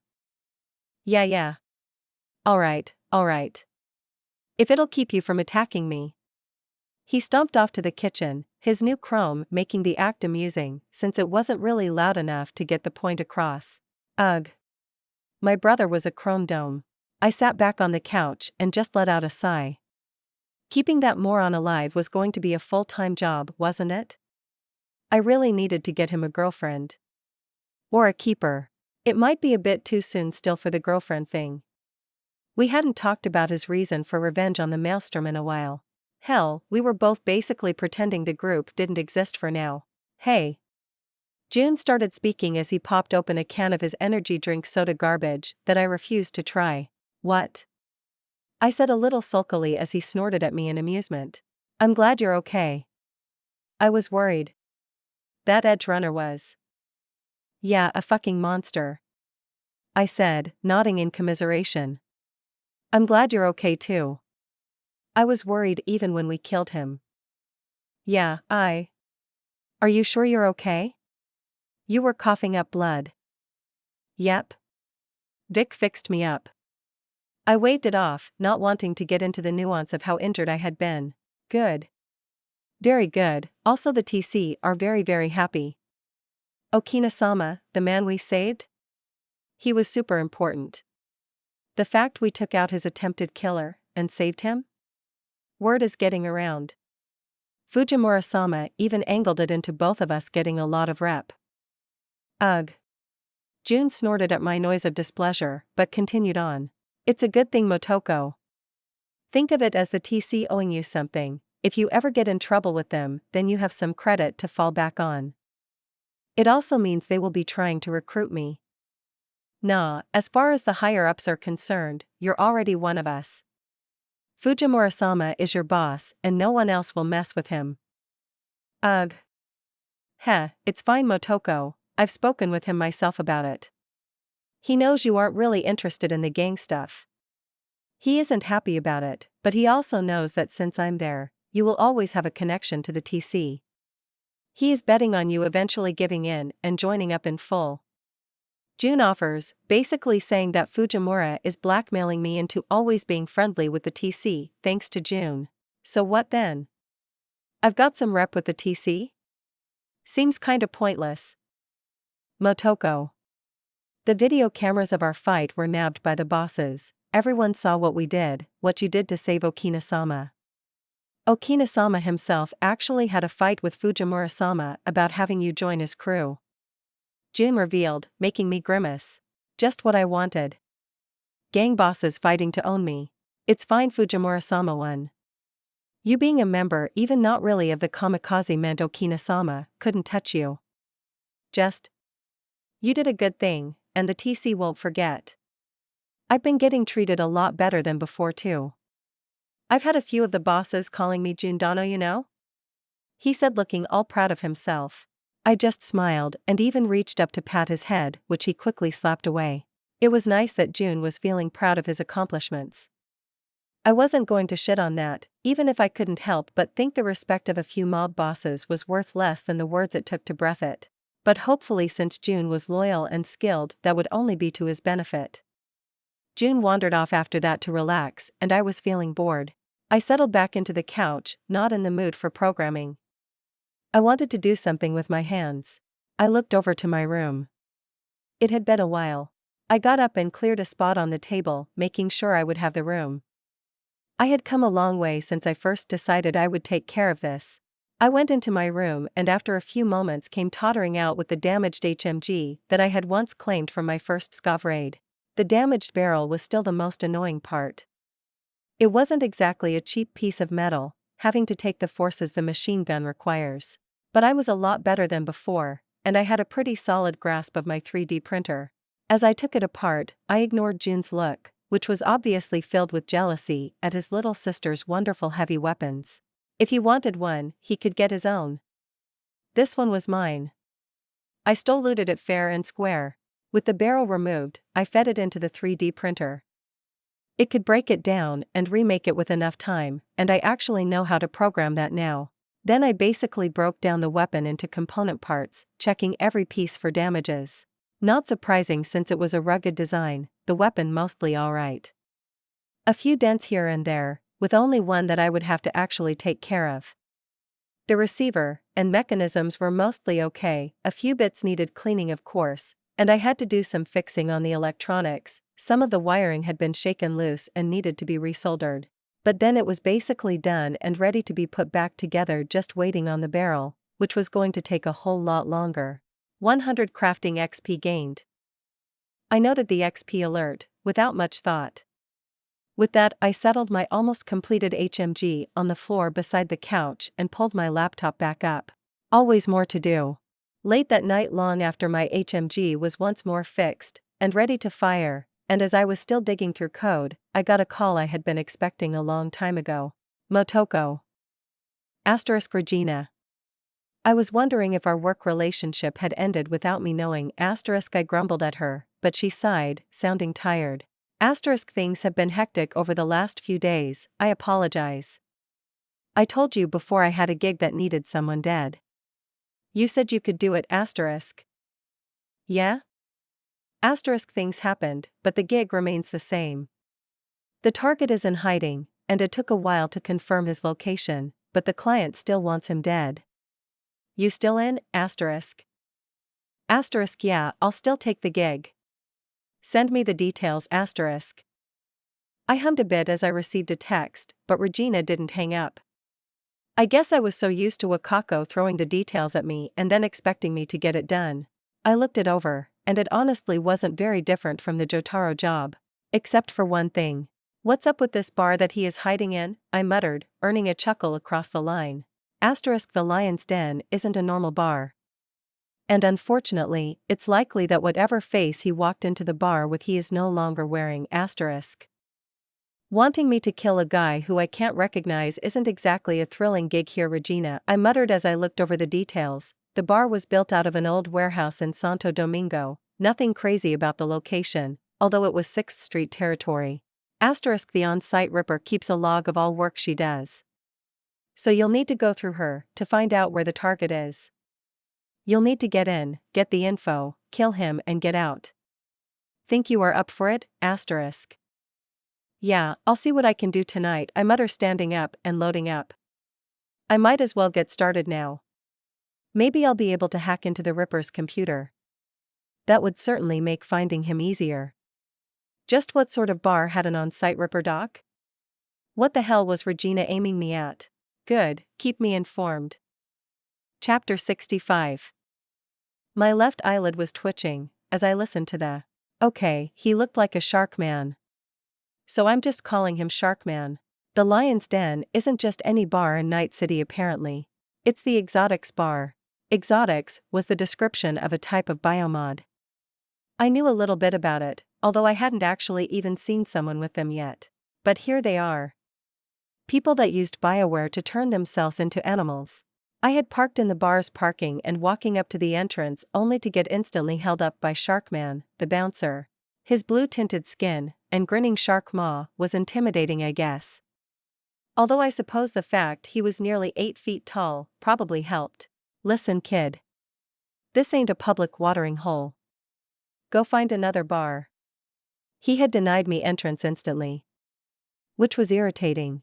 Listen, I'm meeting a chum of mine, dash. If you were meeting a chum, you'd be on the invite list.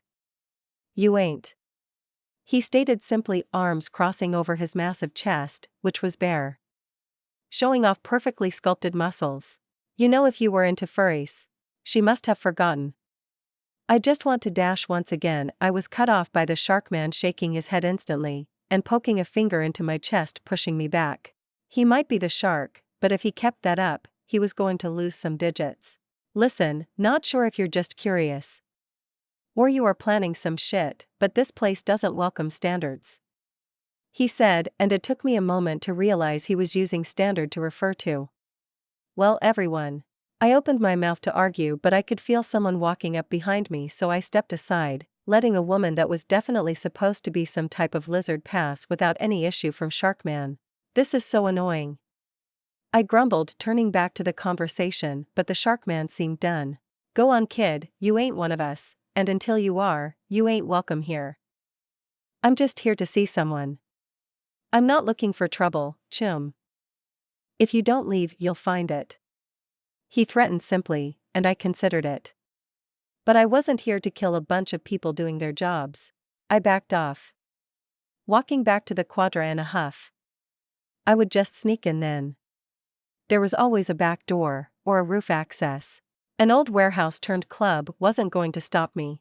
So I drove down the block, found a place to park and walked back, this time making sure I was out of sight from the bouncer as I checked around the warehouse. 2 ground floor entrances I noted. The front, and a rear entrance that was an old loading dock, but had a few vehicles parked around the walled-off rear parking lot, turned private park? It also had security. A camera was sweeping around over the rear door. I stuck to the shadows far from the building, hugging old storage units that were the nearest building to the club as I scoped out the place. Unfortunately, the rear door was going to be difficult too. Not just the security camera, there was activity in the back, all along the loading dock. There were tables set up, and revelers were hanging around drinking, smoking, or worse. And all of them were exotics. Guys with fur, women with multiple arms and eyes, some were minor exotics. Dog or cat ears at most. Some were full bore, looking more like a werewolf than a man. All of them were friendly and knew each other. They were all partying together, chatting, or switching tables. There were a lot more people here than expected, and I wasn't going to be able to sneak in without instantly being noticeable. I wasn't a regular here, I would stick out immediately. I climbed up onto the storage units nearby and started checking out the roof of the warehouse, but that was a no-go as well. There were tall walls surrounding the roof, and it took me climbing from the storage unit's roof to a nearby power line before I was able to see down onto the roof. There was a pool up there. For fuck's sake. What kind of bar was this? I bonked my head. Exotics weren't cheap. The mods required the risk to yourself, only rich crazy people tended to do it. It was even more of a niche culture now than it had been decades ago. Exotics haven't been cool in like 30 years. There weren't any exotic gangs in NC anymore, except maybe the animals, if you squinted. So if you were an older rich person wanting to hang out with an in-group, one that was no longer fashionable? Of course they all kept their bar in top condition, private, secure, and if Regina had said was right, had an in-house exotics ripper. I sighed, running through the options. I could go loud. I mean, I did have a rocket launcher. No, I shook that thought away. I wasn't going to shoot up a bar to kill one guy. I would just have to do this like Jotaro, only I had known how to kill Jotaro, here. I didn't even know what my target looked like. Regina. I'm going to be asking for a raise on this one, I grumbled to myself as I realized this wasn't going to be a single night gig. Okay, so loud was out. Quiet was looking extremely unlikely. I would have to hang around for a while and see if the bar got quiet.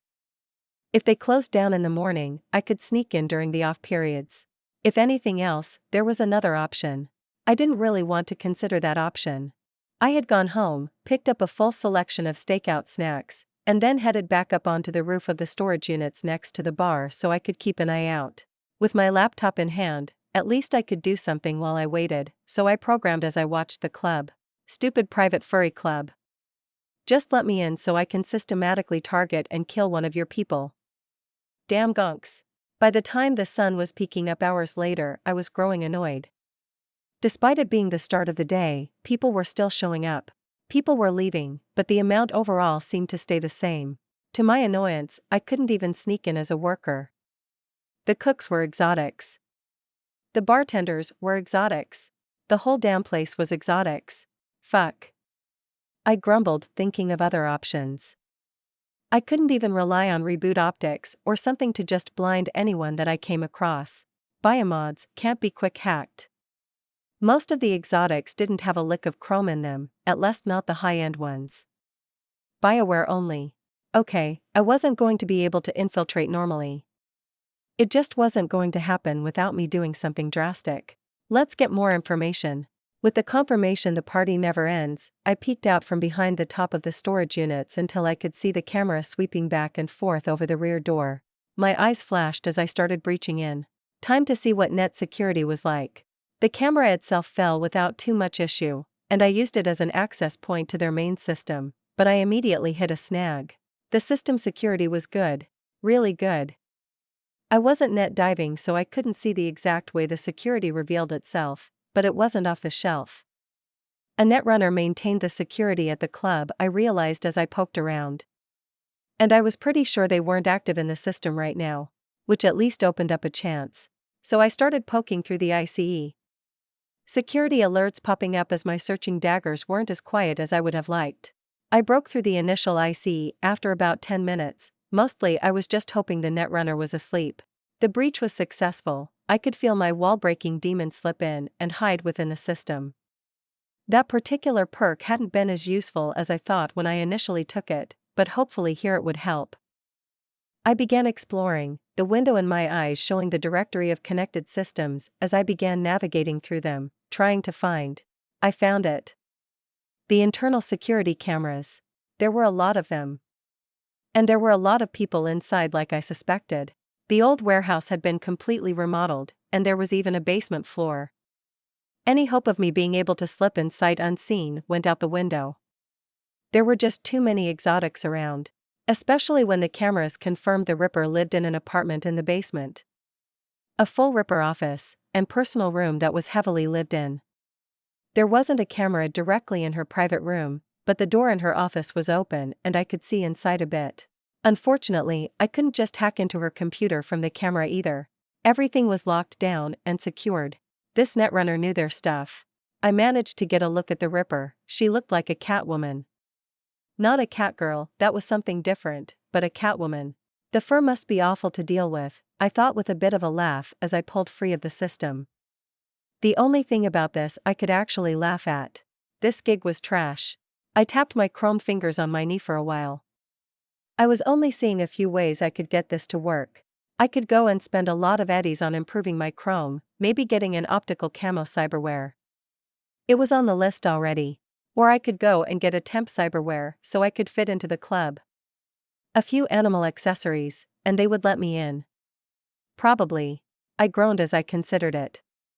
Both options were going to be expensive, and didn't have a guaranteed chance of success.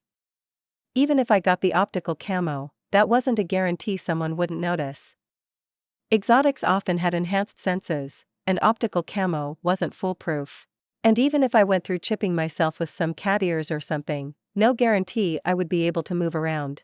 I did a bit of quick mental math, considering how much I would earn for this gig, versus what it would cost me to be able to complete it. Fuck. Honestly. Considering I wasn't ready to get more chrome, I was going to have to do something I didn't want to do. I gathered all the information I had gained into a file including the security cam footage I had been watching. Too bad there was no way to access prior recordings. I might be able to get my man that way, and send it to Regina. I gave her a few minutes to look through everything, including my notes on what I was seeing when the call came in. Motoko. Regina. You aren't able to complete the gig, she asked, her tone a little flat. She sounded a little put out. Asterisk, not without chipping in a lot of chrome for the job. Either direct stealth chrome or something to blend in, asterisk, I tell her honestly. Asterisk, the security of this place is good, maybe if I was an elite netrunner I could get in that way, but I'm not that good. Sorry Regina. I'm pulling out. I can't complete the gig as it stands, asterisk. Then you are off the gig, she said suddenly, and the line hung up. Huh. I shrugged. I'm going home to take a nap. When I got home, June was asleep, passed out in his bed. Which is why I went into my bedroom, put away all my equipment, and then turned around and cannonballed his ass. I had sworn to get revenge on June a while back and had forgotten about it until now, and here was a perfect opportunity. He jolted awake as I slammed into him, making a groaning shriek of complaint as he jerked up trying to free himself. Which is why I pushed my foot into his face. Morning June NII. I told him casually as he struggled to defeat sleepiness. Huh. Wah. Motoko. He growled, trying to push me off and failing as his blanket kept him just a little wrapped up. But I wasn't trying too hard. Soon enough I went limp as he wrapped me up in his blankets like the burritos he so loves, and then he was sitting on me. Heavy ass. I mumbled a little breathless, he hadn't been gentle. As I had noted before, Sleepy June has no chill. Irritating bitch. He snapped, and I couldn't help but snort. I failed a gig tonight. I told him then, before he could get any more annoyed with me. I'm frustrated. Like honestly angry about it. I revealed bluntly, which did turn the conversation around from him being angry at me, to concerned. It's too early for this. He grumbled, wiping his eyes clear, but making no move to get off me. I didn't say anything, just stuck in a burrito with June sitting on me as he slowly woke up. Fine. Come on. He grumbled, standing up, but before I could move, he picked me up still in the blanket and hauled me out to the living room. He flopped me a little painfully onto the couch and walked into the kitchen, coming out with some energy drink in a can that he liked. Talk to me about it. Fucking furry ass jerks. I ranted, legs kicking up into the air, the only part of me I could move. Their stupid secret private club has serious security, and unless you're an exotic, you can't enter. I tried everything I could, but I just don't have the equipment to get in. I could go and get some cyberware, make myself look like an animal or something, or even some optical camo. But neither option guarantees I could finish the gig, and it's dumb. I mumbled at the end. Still not ready to get more chrome? He asked, and I shook my head. I don't know, It sounds stupid, but I don't like chipping in cyberware, just because a job needs it. If I add Chrome, I want to do it because I wanted to. Huh. He muttered, nodding a bit, then he leaned down and patted me on the head. It's okay. He finally said after a few moments, and I scrunched up and glared at him, but June just kept patting me on the head. Stupid Oniai-chan.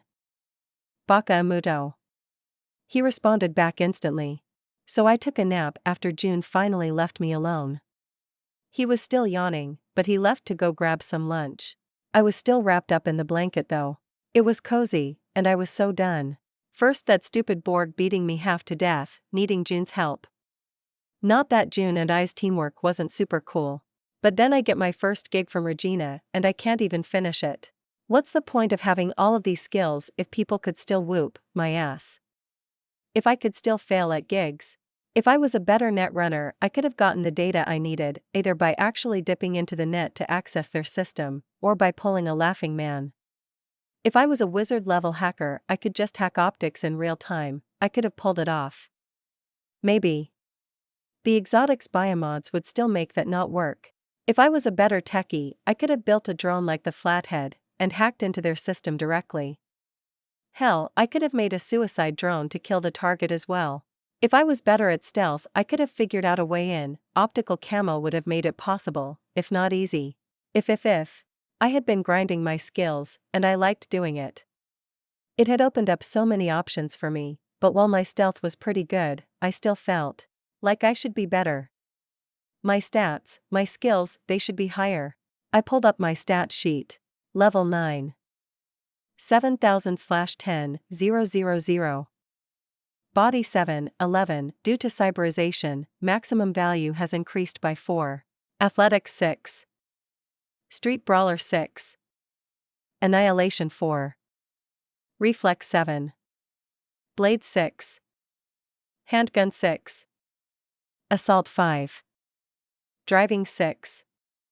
Intelligence 8, 12, due to cyberization, maximum value has increased by 4. Breach Protocol 6. Quick Hacks 4. Programming 4. Cool 8. Ninjutsu 8. Cold Blood 8. Rocker Boy 5. Technical Attribute 4, 8, due to cyberization, maximum value has increased by 4. Crafting 4. Engineering 3. 0 stat point. 4 skill point. Perks. Ambidextrous Blades 2. Quick Draw Handguns 2. Gun Nut Assault 2. Parkour Athletics 2.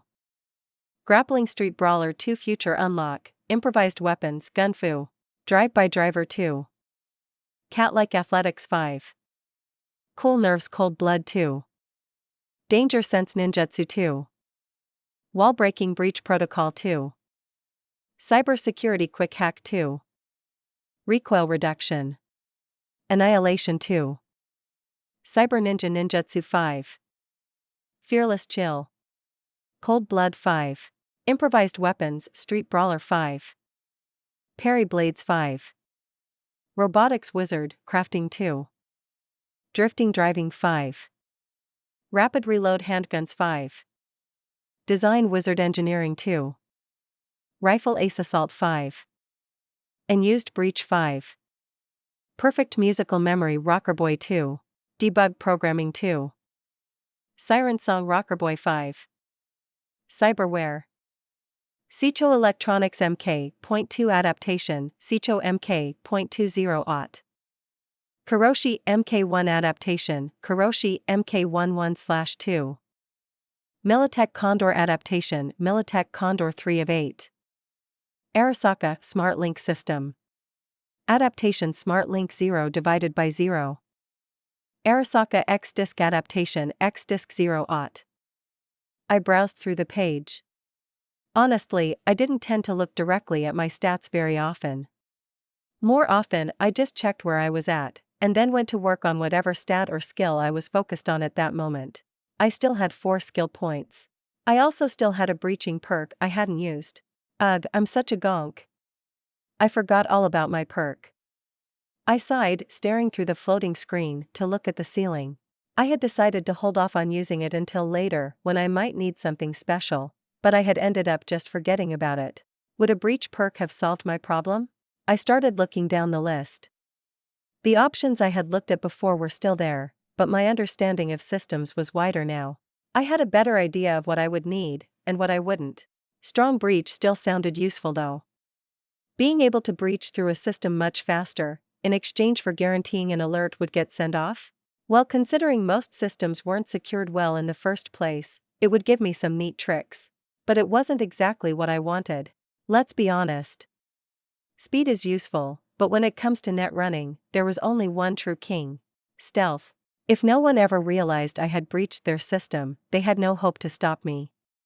So I started browsing the perks. I hadn't seen what I was looking for last time, but I hadn't done a perfect deep dive back then either.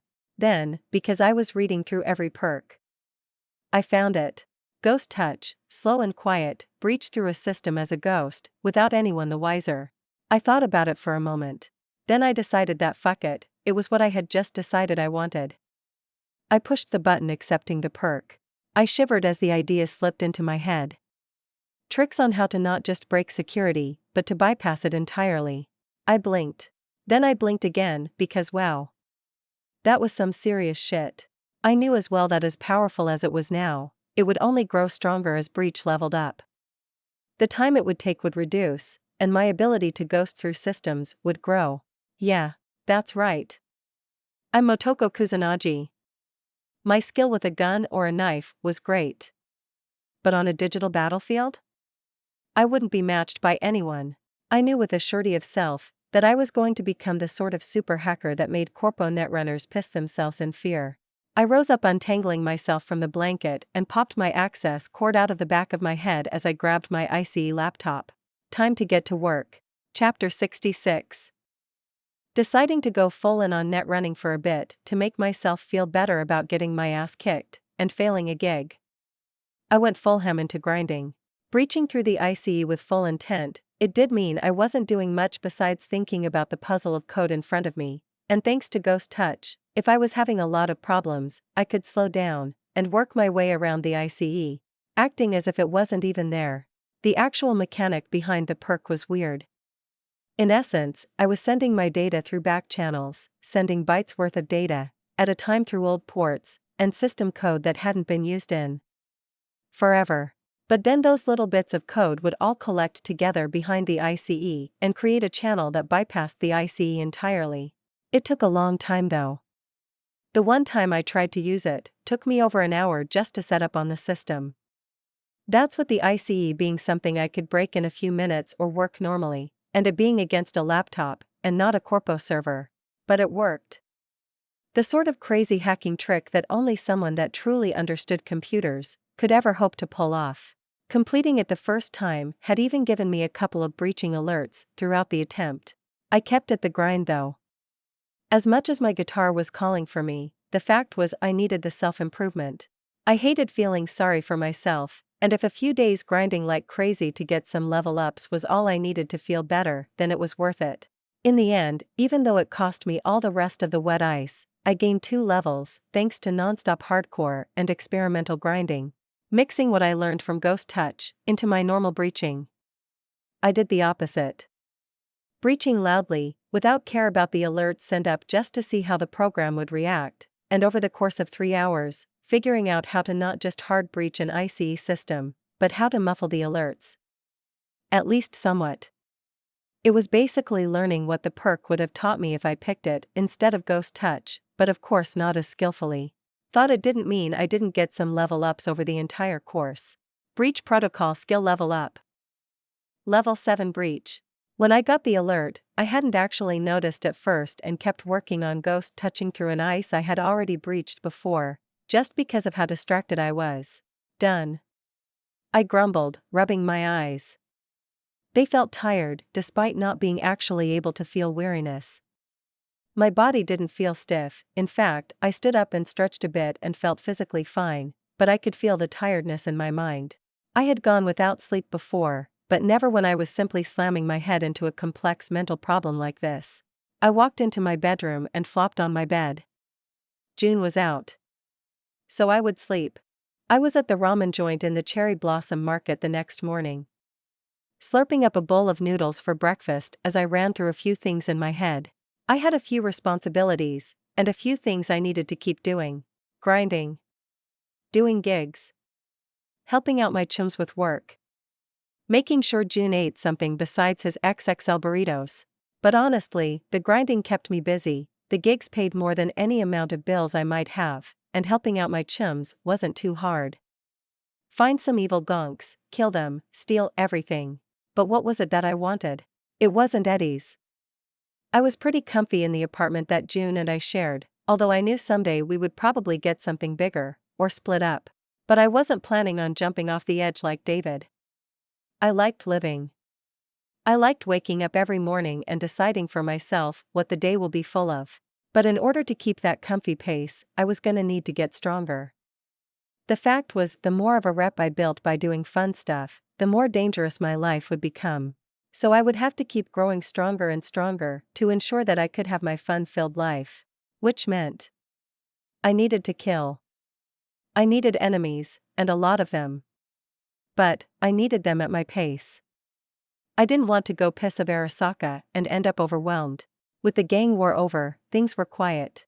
But there were still plenty of Maelstrom gonks around. Lots of scavs, or just evil people in general. But as easy as it was to say I have plenty of people I could kill, it was really hard to know where they were. Which is why I realized I needed to stop fucking around with the most powerful weapon in my arsenal. It was time to step into the net. To stand among the ones and zeros, and find out just how much it would open up for me. Problem was, I didn't have a lot of gear for it. If I was going into the net, I would need a full netrunner suit to start with, since I didn't have a bathtub in the apartment. Or I would need to netrun from somewhere other than home. Ugh. I swirled the last bits of ramen in the bowl and downed it like a 30-year-old Japanese businessman downing yabisu after work. I suppose I could go talk to Yoko at the Dewdrop Inn. Maybe rent her netrunning chair? But what if I embarrassed myself? I had never really gone into the net except for that one time, and I had nearly melted by brain then. No, I couldn't allow anyone to see my first netrunning experience. They might think I'm a noob, so I needed to get some supplies. Wait. I knew how to set up all the equipment for a netrunner, thanks to technical attribute. I could just steal everything I needed. I nodded to myself that would make it all easier, and I already had a crew capable of hauling everything out of some gonk's netrunning den. Now I just needed to find a target. Wait. That was the problem I had in the first place. God damn it. So that's the problem. I explained to Wakako a few minutes later. In the end, I realized I needed to stop trying to handle everything myself. I simply didn't have the knowledge I needed to start my new plan, but that was what contacts were for. Wakako took a drag on her cigarette and nodded. You seek info on someone who has a full set of netrunning equipment you could steal? Loot. The correct terminology is looting, Wakako. Come on, get with the times. I joked, only to instantly cough and settle back down as I realized what I had just said could be taken negatively. Thankfully, Wakako seemed to ignore me. I can gather the information. The price will be high. Ah, come on, Wakako, you know I'm not just messing around. I'm good for pay and work. I tried to argue, and maybe, just maybe, I saw a hint of give in the old dragon lady. I will give you the information you want, but you will kill the one that has your equipment. The information itself will be your pay. She said, smirking at me, as if she thought I wouldn't accept. I blinked. Wait. Did Wakako just ask me to murder a gangbanger who had my future loot, and the payment would be the info to find them? Wakako. I love you. Sure. I chirped happily. Not earning direct eddies from Wakako was one thing, but this all started because I needed to find more people to kill. Wakako? Tell me everything.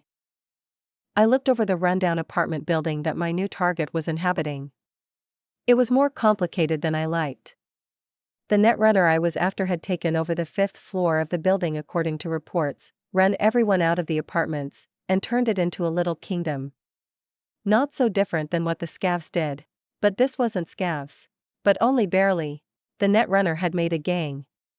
No, rather, it was one of the netrunner's chums, had made the gang around the netrunner. to protect him while using his information. I was on the roof of a nearby building looking over the side at the building. And at all the security that had been put up, all of it turned the building into a secure vault. The street gang would have been ignored, maybe even been a non-entity to Wakako, if not for one fact. They had a net runner, and he was a pretty good one. One of the first acts the small gang had done was hijack an electronics store delivery. The net runner had known exactly where to hit it, and it had been the first in a string of successes.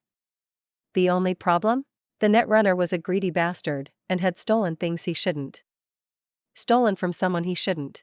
Wakako hadn't been interested in taking the gig beforehand. Pay wasn't high enough, and it was in her interest to leave them be, as they weren't stealing from her. But suddenly I showed up, asking for gear, and Wakako realized she could use this. She'd get paid for a gig, I would clean up, and I would become even more useful. Net runners are always useful after all. I had just come by to get some images of the place and look around their security, but just from what I had seen, made me realize this wasn't going to be a one-woman job. Not even my chums, who still called themselves Section 9 in the group chat they had put together. Traitors. They wouldn't be enough. I was gonna need another gun. There were too many of them, and no way I would be able to sneak in. Sure. I could probably hack the system, shut down the cameras, but the moment I did, the gang would know. There was one other problem. From the rooftop, I looked over at the party that was going on. The gang was hanging out on the roof drinking and partying. But they were kids. Most of them were teenagers. Even if I knew their boss was in his 30s. So that's how it was. The fucker had grown so fast by hiring street kids. It's why the gang was closer to 50 gonks, from what I could see, than Wakako's report that only listed 10. I watched from the shadows as the kids enjoyed themselves, girls from the apartment, and from neighboring apartments, joining in as the boys that had become members of a gang used their new clout to attract the cuties. Almost all of the gang was on the roof, a lot of kids more than ready to fight. This was a fucking mess. Damn it, Wakako. I hate you. I mumbled as I stared at the party, gathered info, memorized faces, while taking pictures. I was gonna need to figure this shit out. Why did all my gigs have to be so hard? Where are all of these super easy go in and murder 40 faceless gonks gigs? I want to murder 40 gonks. That's 20,000 XP. Minimum. This was like the stolen car gig all over again. Wakako. We really need to talk about this.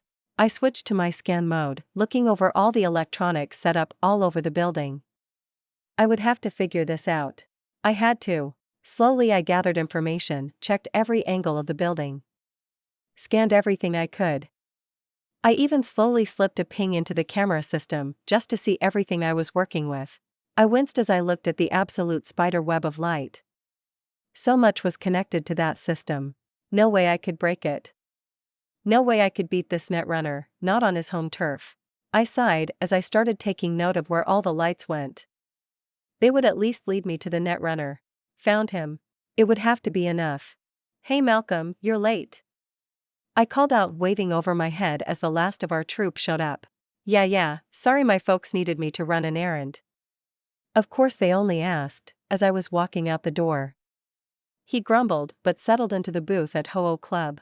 So apparently this was still our hangout. Well, with Jotaro dead, it was fine, I guess. Okay Motoko, explain why we all had to meet up. Hiromi demands, and Ichi nods, cradling a beer he had picked up from the bar. My eyes flashed gold as I called all of them into a conference call, which they all joined in quietly. Of course Malcolm didn't have the internal agent pickup, so he would have to speak up verbally to talk to us, so he wouldn't be able to share much, unless he decided to send a text. This was a serious gig, and deserved secrecy. And Ho-Oh was packed, and so even if we got a booth, it wasn't exactly private. And it was cool to be all secret agent levels of secrecy. Good practice too. Okay, I got a new gig from Wakako. Should be tons of loot, and particularly, some netrunner gear that I absolutely need. Problem? It's a small gang with a skilled netrunner hidden away. And they hired about 40 kids to be their muscle. I didn't get a response right away as I started sending pictures of what I had seen, security systems, even the floor plans that Wakako had given me for my gig. Then I waited, letting my chums get a chance to go through everything. So we kill them and loot. What's the issue? Itchy asked, confused as he looked over everything. We could probably set up the truck with Malcolm and I in the back. If they try to run, just open the back door and mow them down. We aren't murdering a bunch of kids, I denied, frowning at my chums with my frowniest face. Really, guys? How are we going to get in then? Look, Itchy pointed out a dozen pictures that all showed the guns the kids were carrying. Maybe we can just talk to them, make them give up or something, I offered, but Hiromi scoffed out loud. Don't be stupid, Motoko. Those kids are probably making more eddies than they have ever seen before. They are powerful now, at least in their minds. There is no chance they will let us get in and take out the Netrunner. Besides, this says Wakako wants the gang removed. Well, the gang will break apart if we kill their Netrunner and this other guy. How are you going to get to them through that? Hiromi pointed out, and I winced. Damn it. I nibbled on my lips as everyone talked around me for a bit. Obviously the killing would mostly be done by me. So it was really my decision how this would work. Could I kill a bunch of teenagers just trying to make themselves a life here in Night City? Even if I didn't kill them, that would leave 40-ish teenagers with guns and a bone to pick against the world. Well, I didn't have to kill them. If I took them all out and just stole all their weapons, that would work. Fuck. Even if I could disable all of them, that's still a lot of people to disarm. The danger level of the gig only grew with every step. Wakako. I hate you. You guys are overthinking this. Malcolm offered with a roll of his eyes as he went silent, obviously sending a text. Just take over the gang, you gonk. I blinked, wincing at the thought. I didn't like the idea of taking over a bunch of street kids. I'm in, Hiromi offered with a nod. That many gonks? We could do some serious heists with that much muscle. It would be nice to have someone else drive trucks for me, Itchy offered, but he laughed after showing he was joking. But more seriously, it's not a terrible idea. Motoko. We can do it. Take over the gang. Clean up the older guys leading them. Hell, just tell them your pay structure and they would be yours, he said, laughing in reality. But I don't want to lead a bunch of teenagers, I whined. Even my little group was almost more than I wanted to deal with. Then kill them, Hiromi said, looking a little sympathetic, but giving me a shrug. Or cancel the gig. Fuck. I said aloud, shaking my head, but Hiromi shrugged. My chums continued to pore over the information I had brought. My own hesitation wasn't shared. There were eddies to be made, and that was that. They weren't even being cruel, it was just the way street kids, and I guess corpo kids, were raised. The data I had was gone over. Interesting things were pointed out, and I let the chatter filter through me. There had to be something. Some way this could be done. Someone poked me. I looked up into Malcolm's face as he had a shit-eating grin. Malcolm? I said, waving the others to be silent as I looked over the data he was pointing out. I nodded. Good job. I still don't know about this. I muttered as I left my chums behind. We all had some ideas on what to do, but I had decided to put a pause on it after a point. This city, the culture. It was so weird. It still hit me sometimes that despite being in California, I wasn't actually in the United States. Hell. There wasn't a USA anymore. It was New United States of America, or the NUSA. That was how weird it all was. I had gotten so irritated that despite heading home, I had gone on a walk. Traveling through the cherry blossom market, just looking around as I thought. I could cancel this gig too. I could find Netrunner gear somewhere else. Wakako would probably be annoyed though. And I didn't like giving up. I could do this. I could take over this little gang. It's not like any of the kids would have much real experience. I just didn't want the responsibility. I didn't want to lead a gang. That was an escalation in my life that I really didn't want to deal with. I leaned over a railing, looking down at the market below me, watching the people come and go. I didn't have to lead them. Not really. They would already have their own leaders among the kids. No way some 30-something gangbanger was properly acting as a mentor to 40 teenagers. I could just Set them up to be able to protect their apartment complex and deal with them as I would any other gang after. I sighed. This was going to be such a mess. I stood to head home. I was going to need to talk to June. So that's the sitch. I explained, shoveling a bit of food into my mouth to catch up. June, who had been eating as I explained my frustration, only shook his head. Stop taking stupid gigs, he said simply, and then nodded his head like he was giving sage wisdom. The only reason I didn't kick him is because June kicked harder. That's so useful, Junie. Truly, I would be useless without your fuck OFF. I screamed, cutting off my chipper tone and flipping him off. I came to you for actual advice. I can't really help you, Motoko. Kill them, he said with a shrug. They picked up weapons and knew what they were getting into. They're teenagers. We never know what we are getting into, I said, a little sad at that fact. It's just how it is. Do you need help? He asked, gently. I just shook my head. No, I can handle it, and if you came along, they would just think it's the tiger claws trying to press in. No, I guess I'll have to talk to them to find out what's really going on, I decided with a nod. I sometimes wish I did have the memories of Motoko before the coma. It would make dealing with peers a little easier, actually. That gave me an idea. I knew exactly who I needed to call in for information gathering. My eyes went yellow as I walked away from June. Maybe I could actually get somewhere with some help. Chapter 67. The next night it was time. Preparations for everything were ready. The sun had gone down just a bit before the kids would be actively partying, so I walked right into the apartment complex. I had spent the morning getting everyone set for their roles and coming up with a strategy. Hopefully it would be enough. So I entered the apartment complex, noticing the many cameras hanging around the lobby. The lack of people hanging around like there tended to be in apartment buildings like this. I also noticed the stairs were closed off. A heavy-duty security gate. More interesting was the fact the ground floor stairs didn't have a stairway down into the apartment's basement. I smirked. This might actually be easier than I expected. I went to the elevator, which didn't have the security shards you would find in higher-level apartments, so it opened without issue. It did, I noticed, have a newer control pad. The netrunner had obviously wanted to be able to shut down the elevator as he wanted. But it took me up to the roof, why wouldn't it? I was just a teenager here to see the party after all. As I stepped out, I looked over the gathered crowd. Old couches, and some beach chairs scattered around, an actual fire pit made out of a barrel. I didn't even want to guess at what they were burning in there. The crowd was my focus though. I needed to know who the leaders were.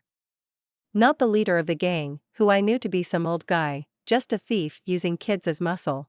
No, I needed to know who led the kids. Who was it they all looked up to and respected?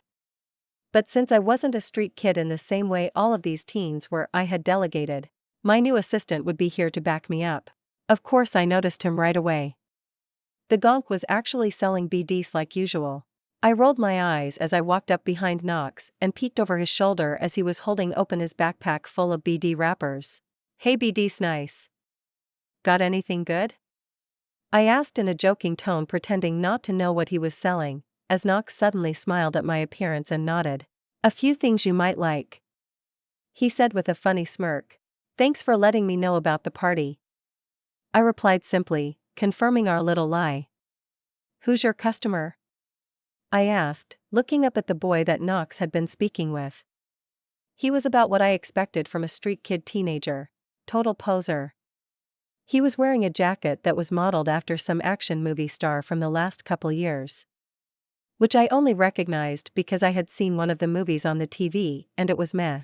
Richard Steele, he said, and I nodded along, despite the fact I knew his last name wasn't Steele. He was in the NCPD database. Richard Gonzalez. Minor theft, and a record for Grand Theft Auto. Heck, kid went out on a joyride with some gonk's car. But if that was what he wanted for his street name, it didn't bother me. Knox, my man, you didn't tell me you were bringing a pretty girl. Ever hung out with a gang before? Richard asked, turning to me with a smile. I literally had to keep from bursting out laughing. He was flirting with me. Badly. Ah. It was like a puppy growling trying to act tough. Once or twice. Family connections to the claws. Have I heard of your gang before? I asked as I settled into the seat next to Knox. Not yet. But straight-lane shooters will be all over Night City eventually. He demanded with the overconfidence of a teenager with a gun. Knox had done his job perfectly. I had asked him to head up an hour or so before I arrived, and find the leader of the kids, and point him out to me. He had done just that. Richard Steele was a bit of a blowhard, I could tell, but he had a certain overconfidence, and more importantly, there were eyes on him.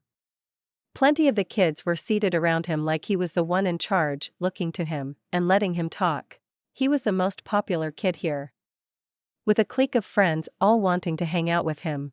What was funnier is that I guess he wasn't bad looking for a teenager, but there were a few narrowed eyes from some of the girls sitting around us, glaring at me.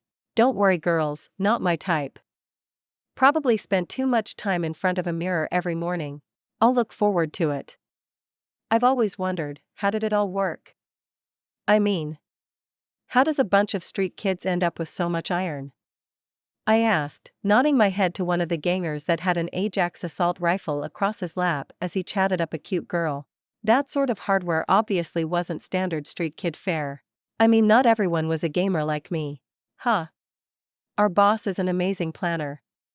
He set us up, we ended up klepping a weapon shipment, most of it was sold off, but we got to keep plenty of iron. He said as he reached into his jacket and to my surprise, pulled out a TKI-20 Shingen.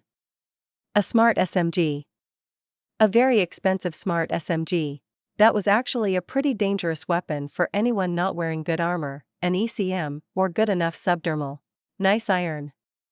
I couldn't help but compliment him and mean it. Although I noticed his hands as he put it away. He didn't actually have the Smart Link Chrome to use the smart system. It would be a dangerous SMG, but not the homing bullet monster that it could be. Interesting.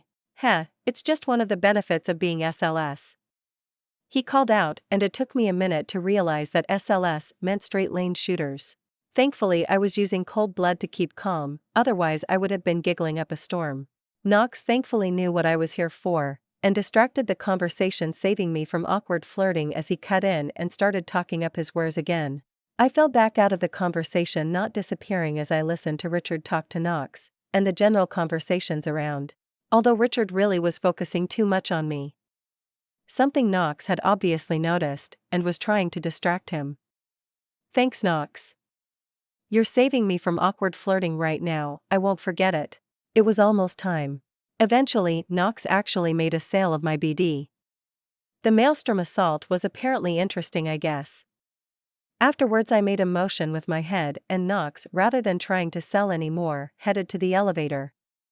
I watched to make sure it actually opened for him, and once he was gone I gave him another minute or two to hit the ground floor. His job was done. Thankfully I was still interesting enough that Richard didn't wander away, instead flirting and offering me a beer, which I took but wasn't going to actually drink. Instead, after waiting long enough for Knox to get out of the building, I asked a question. So who's your boss? I don't see him around. I say as I lean back and watch the kid's reaction. He frowned a bit. The boss is busy, and doesn't deal with the gang directly except through me. I get the gigs, and I hand them out. He said, suddenly shifting from a happy teenager flirting around, to a street kid sensing something is off. Cool, then I'll chat with you. Why do you work for this older gonk, and his netrunner buddy? You gotta know they plan on just using you as muscle? That eventually you are going to piss off someone that doesn't care you're all kids. My question was loud enough the whole rooftop seemed to hear it, as a lot of the conversation went quiet. The kids sitting around Richard all focusing on me, noticing something was up. I wasn't following the script Richard was expecting. Suddenly I wasn't just a cute girl to flirt with, and he was the big gangbanger. I was dangerous. Especially since I went cold, shifting myself just so, in the way that my perk knowledge from Fearless Chill prompted me. The movement would suddenly turn me into a predator, a fearless creature, despite being in their home. The fuck are you on about? Morgan and V3L0 City are the only reason we have the eddies and iron to protect ourselves. He nearly shouted back, not just at me, but at the crowd. Seems the kids weren't all happy with their older overlord, and Richard was trying to hype them up. Protect yourselves? From what? Another poser gang? Or just a street gang down the street? They aren't threats anyways. You are playing in the big leagues, any merc would chew through all of you like a meat grinder. I tell them honestly as I lean in. You've been taking expensive gigs. The sort of gigs that people notice. The sort of gigs that the people you stole from don't just pretend never happened. Like they do for the minor shit, I explained bluntly. If anyone is gonk enough to come after us, we have security and plenty of iron. He said, glaring, and his hand only inches from reaching for his gun. Cute. The gonk thought he could quick draw me? I snorted, I really did, unable to resist. You mean all the security systems that are set up to tell the netrunner he has someone on his ass so he can escape? I asked. The elevator alone had told me what the plan was. There was a basement in the apartment complex. One that was on Wakako's old blueprints, obviously the best place to hide the netrunner. Secure it down and create an exit, and boom, you have the best defended place for him. With a bit of remodeling, the fact the stairs no longer actually led into the basement, stopping anyone from being able to access the basement, and boom. Underground bunker. The kids might not realize it, but I did. Ping had shown me the truth of the netrunner's plans. I was lucky that I had trained so much on sneaking my quick hack into systems. The netrunner had never noticed. And because of it, and Malcolm's eyes, we already won. He just didn't know it yet. These kids weren't being crafted into a future big gang. They were just a meat wall and muscle, a smokescreen, and a useful crew to pick up loot. At least that's my assumption. I didn't have much faith some older guys would actually care about the street kids. Either way, I was sure the netrunner had an escape plan. Which is why I was up here. On the roof, dragging all the attention to me. What the hell are you playing at? Richard demanded, standing up and trying to loom over me. Looking aggressive, but of course failing as only a teenage boy could. Thinking they were so much more intimidating than they are. My eyes flashed gold for a half second as I blinked. Sending a text. Simple. I'm one of those mercs that are here to kill your netrunner, and boss. I explained calmly, letting that fact ripple through the crowd. Then I moved. The poor kid had already shown me exactly where his Shingen was holstered. I had him locked down within a second, my strength for once actually surpassing an enemy, chrome arms, and my high body gave me the advantage, and skill took care of the rest. He was locked down, his Shingen in my hand as I held it up to his temple. Unlike Richard, the first had a smart link, and it was pretty cool, the first time I had connected with a smart weapon. But I had bigger problems. The entire crew on the roof were glaring at me, guns gathering together. You won't get out of here. Richard grunted and I shook his head. Who said I'm going anywhere? I asked, and it wasn't long after that an explosion was heard downstairs. It was in the lobby, but only I knew that. My team was on it. I grinned as I felt the tension ratchet up. Let Richard go. A girl said, holding a Sitara at her hip, glaring at me. The elevator is already shut down, you're trapped. I had planned on keeping them occupied a bit longer, but why bother? Not when I am given such a perfect line. Silly girl. You think I'm trapped up here with you. But it's the opposite. I've trapped you up here with me. Well, at least somewhat. I tell her with a wink as I back up, hauling Richard along with me as a shield, causing all the kids to follow after me. What are you doing? Richard nearly squealed as I brought him right up to the ledge around the roof. Hey Richard? Your people are actually pretty protective of you. We'll talk after all this is over, okay? No reason to have any of your chums die tonight. So just stay up here until the bullets stop. I told him simply, and then I pushed him forward and stepped backwards up onto the ledge, and then took another step backwards, staring into the faces of all the teens looking at me in shock. And leapt. Richard Steele. This night wasn't going how it was supposed to. It was supposed to be another party, another show of how much better things are now that they joined the SLS. Now that Richard worked with V3L0 City, and Morgan. Morgan the old man was the face, since V3L0 City was a hermit, never leaving the net. but it had been going so well. Eddies, guns, respect. He had it all. Sure, he knew Morgan and V3L0 City weren't planning on sticking around forever. But that was fine. Richard would drain them for their intel until his gang were strong. The cold kiss of his own weapon against his temple told him just how little he was prepared. Who was this girl? Hey, Richard? She prompted, taking his full attention.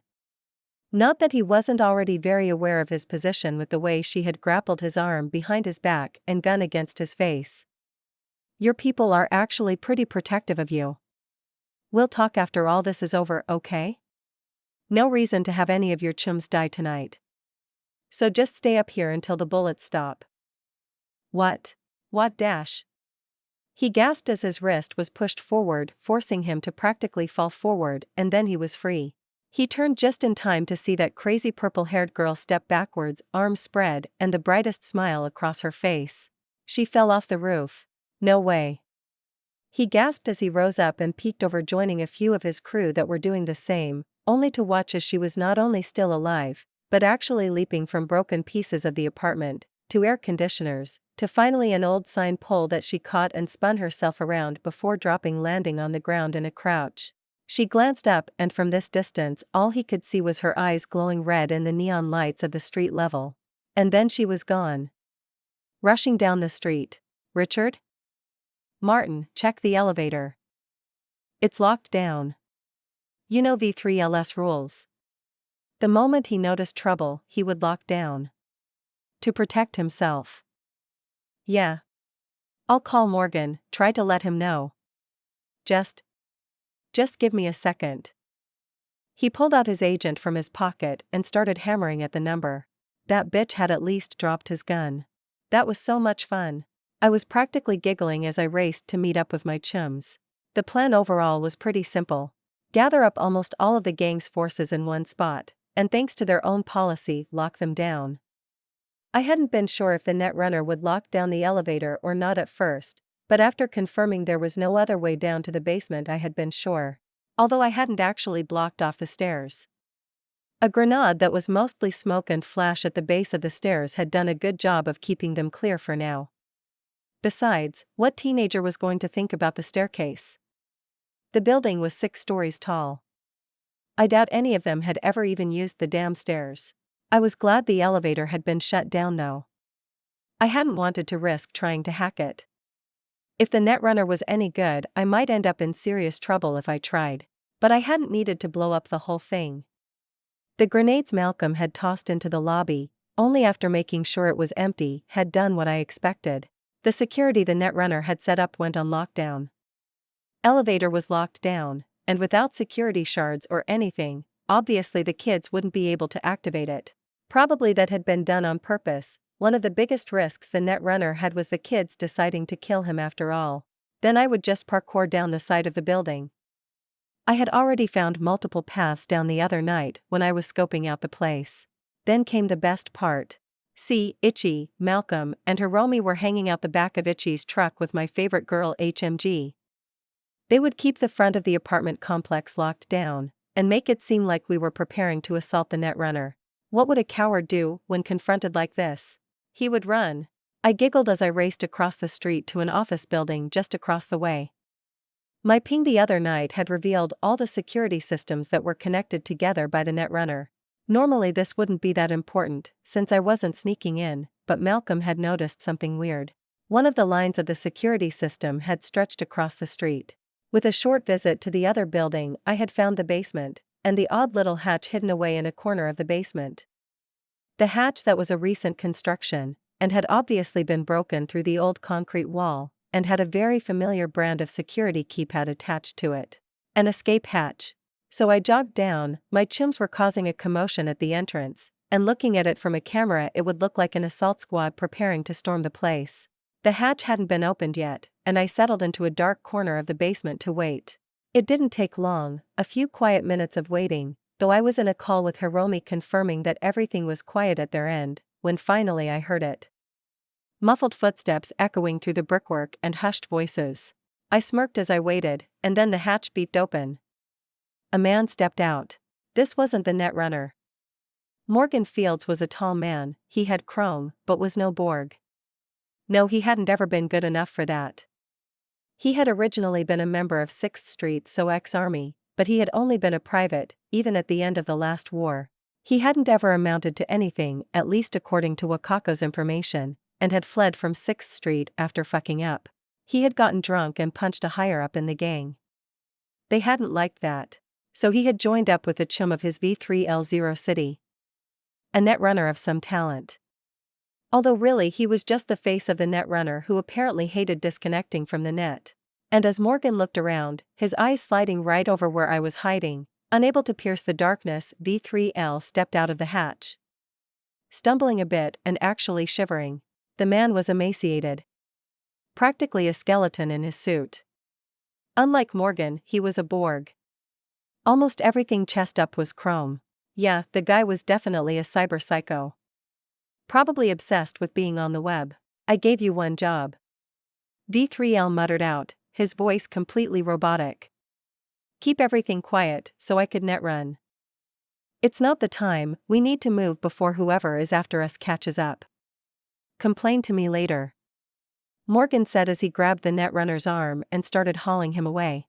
Which is when I stepped out and aimed my barrier. The first round was deafening in the enclosed space, but it certainly did its work, a massive hole blown into the netrunner, putting him out of the fight, as I aimed and fired at Morgan. He was better than I thought. By the time the first round hit, he was already jumping to the side, causing my shot to miss as it blew a crater in the concrete wall. Fuck. He cursed as he shoved a weapon over the edge of the ancient steel machines littering the basement. Fuck. I dodged, and then rolled around, just saving myself as the smart ammunition could track me all the way around the machine I was now hiding behind. The fucker had a Shingen too. You cocksucker. I'm gonna kill you for fucking V3L like that. He roared and I just went cold. I was probably going to get shot a few times here, but I just had to take out the fucker first.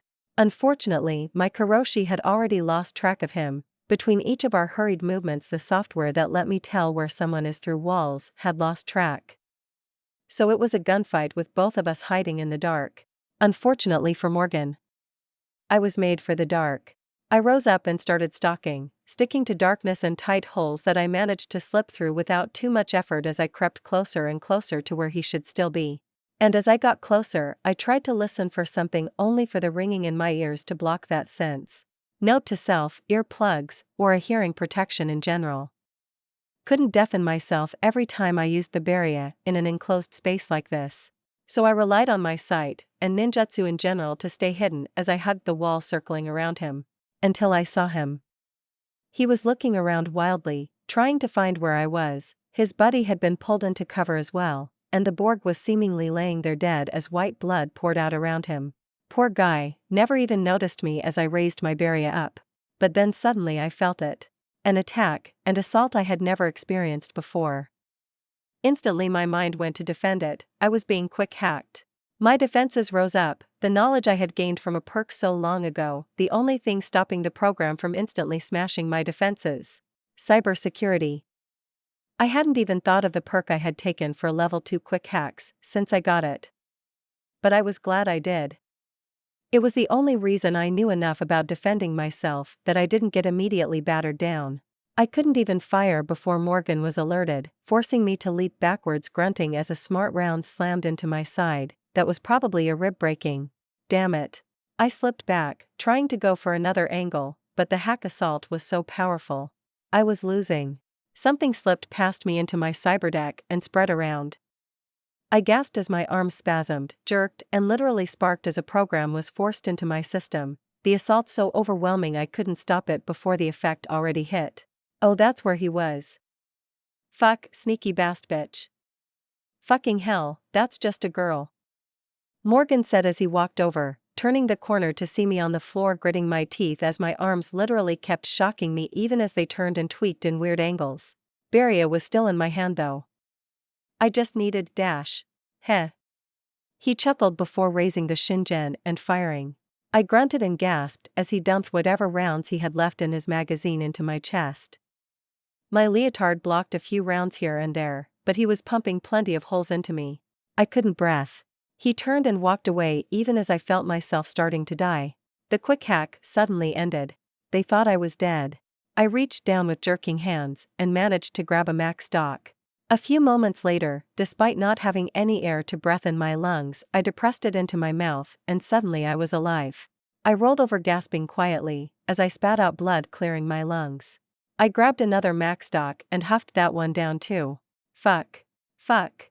I hadn't been thinking about the Netrunner. The Borged Netrunner, which meant until he was dead, he was still alive. People only die when they are killed. Motoko. I rose up angry. More at myself than anything, but maybe partially at the fucker that just shot me up. I turned the corner to see the bastard trying to carry his Netrunner chum out of the basement. Barry barked twice, the surprise completely catching Morgan off guard. There was no attempts to jump away, or gunfight this time. He was carrying his buddy and couldn't escape. Then I brought up my Lexington and dumped an entire mag into both of them. Then I reloaded my Barrier and shot all 4 rounds into both bodies. Just to be sure. I checked them both after just to be sure and sighed when they were both very dead. 1000 XP gained. 750 XP gained. Fuck. I winced leaning against the machinery for a minute as I caught my breath, my chest aching with every breath. I probably had multiple broken ribs. What a massive fuck up. I hadn't expected the Netrunner to survive after taking a barrier round to his back. It had almost cost me everything. I took a breath and let it out. I had to be better than this. I should have fired another round into the Netrunner while I was escaping. Should have made sure he was dead. I shook it off. I wasn't invincible. I would learn from this. I wiped myself down so I wasn't covered in blood and then zipped up my jacket. Looking at least semi-presentable, I took pictures of the 2 fuckers and sent it off to Wakako to confirm the gig was complete as I headed back out of the building towards my chums. They were still waiting at the entrance. Truck backed up and ready to be loaded up, but all of them were armed and ready in case the teenagers decided to cause problems. The Netrunner and his chum are dead. I called out as I walked up, doing my best not to stumble. Broken ribs hurt. Hiromi immediately fist pumped while hissing a yes as she bounced out of the truck. Great job, Motoko. I knew you could take care of those losers. She cheered and I winced. Yeah, well. Their Netrunner was good. Better than I thought. I grumbled, which instantly made her start freaking out. I just waved her off. Broken rib, I think. I'll get checked out with Vic after. But we need to loot up. I'm gonna unlock the elevator, and then you guys are gonna be looting everything to the bedrock, while I unfortunately am stuck on guard duty. I told them as I walked past them into the building and towards the elevator. I was cautious about interfacing with anything that the net-running Borg had set up, so I hesitated for a moment as I reached to plug in my cord, but eventually I stuck it in. And then sighed. Thankfully, without his direct action, his security was good, but not something that could stop me, or kill me. 5 minutes later, the elevator opened up and I sighed. I only unlocked this and the basement floor. Give me a minute to make sure there aren't any traps. I told them, but Hiromi was at my side before the elevator could close on me. You're hurt. Motoko, let us handle that. None of you are netrunners. It'll be okay, I just want to make sure there aren't any HMG turrets or mines or something. I told her, but while she winced at that, she didn't back up. Nah. I'm coming too. She demanded and I sighed, not really in the mood to argue. Instead, I just shrugged and activated the elevator. I would just push her out of the way if something went bad. The elevator dropped down into a net-running paradise. Nice. I couldn't help but mutter, because there was so much gear down here. Wakako had come through. She hadn't just found me a netrunner with some stuff. She had found me a netrunner with a ton of stuff. Wakako. I love you. Wow. That's a lot of eddies. Hiromi muttered and I shook my head. Not so much, remember most of this is stuff I'm keeping. Oh right, for your net running. Still so weird that you like that stuff, you used to hate it. Before I mean. Hiromi seemed to backpedal, but I just smiled at her. It's okay. I know I'm different now. It doesn't bother me.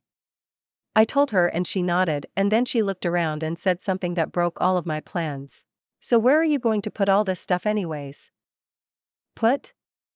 I looked around. The basement was huge. And pretty full of cords and server racks, and a big net running chair that would be integral to my net running. Oh. Fuck. This complicated everything. Where was I supposed to take all of this shit? I took a seat and started thinking. No way even a tenth of this would fit in the apartment. I mean, the chair alone would take up my entire closet bedroom. There had been a definite fuck up on my part here. Damn it, Motoko, you needed to stop playing around. This should have been planned out where it would go before jumping head first into this raid.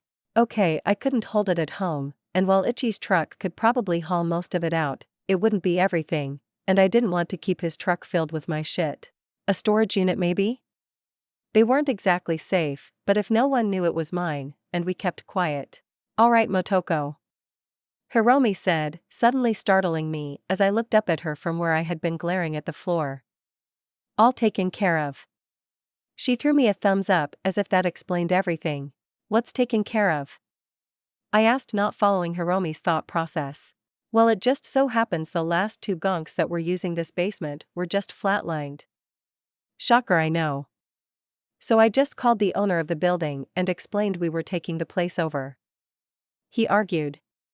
I informed him that I was standing in the same room with the merc that had flatlined the previous owner. He showed he had a brain and accepted that the basement was ours. Welcome to your new netrunner room. Hiromi cheered, looking proud of herself. Ah? Chapter 68. Hiromi had taken over then, to my surprise, as I was still processing the fact I now had a new place. A new home if I wanted. I didn't want a new place. I liked the old place. Just because it was a little small was no reason to get something new. But Hiromi overrode my concerns entirely as she tugged me along, and we went up to the first floor to get everyone.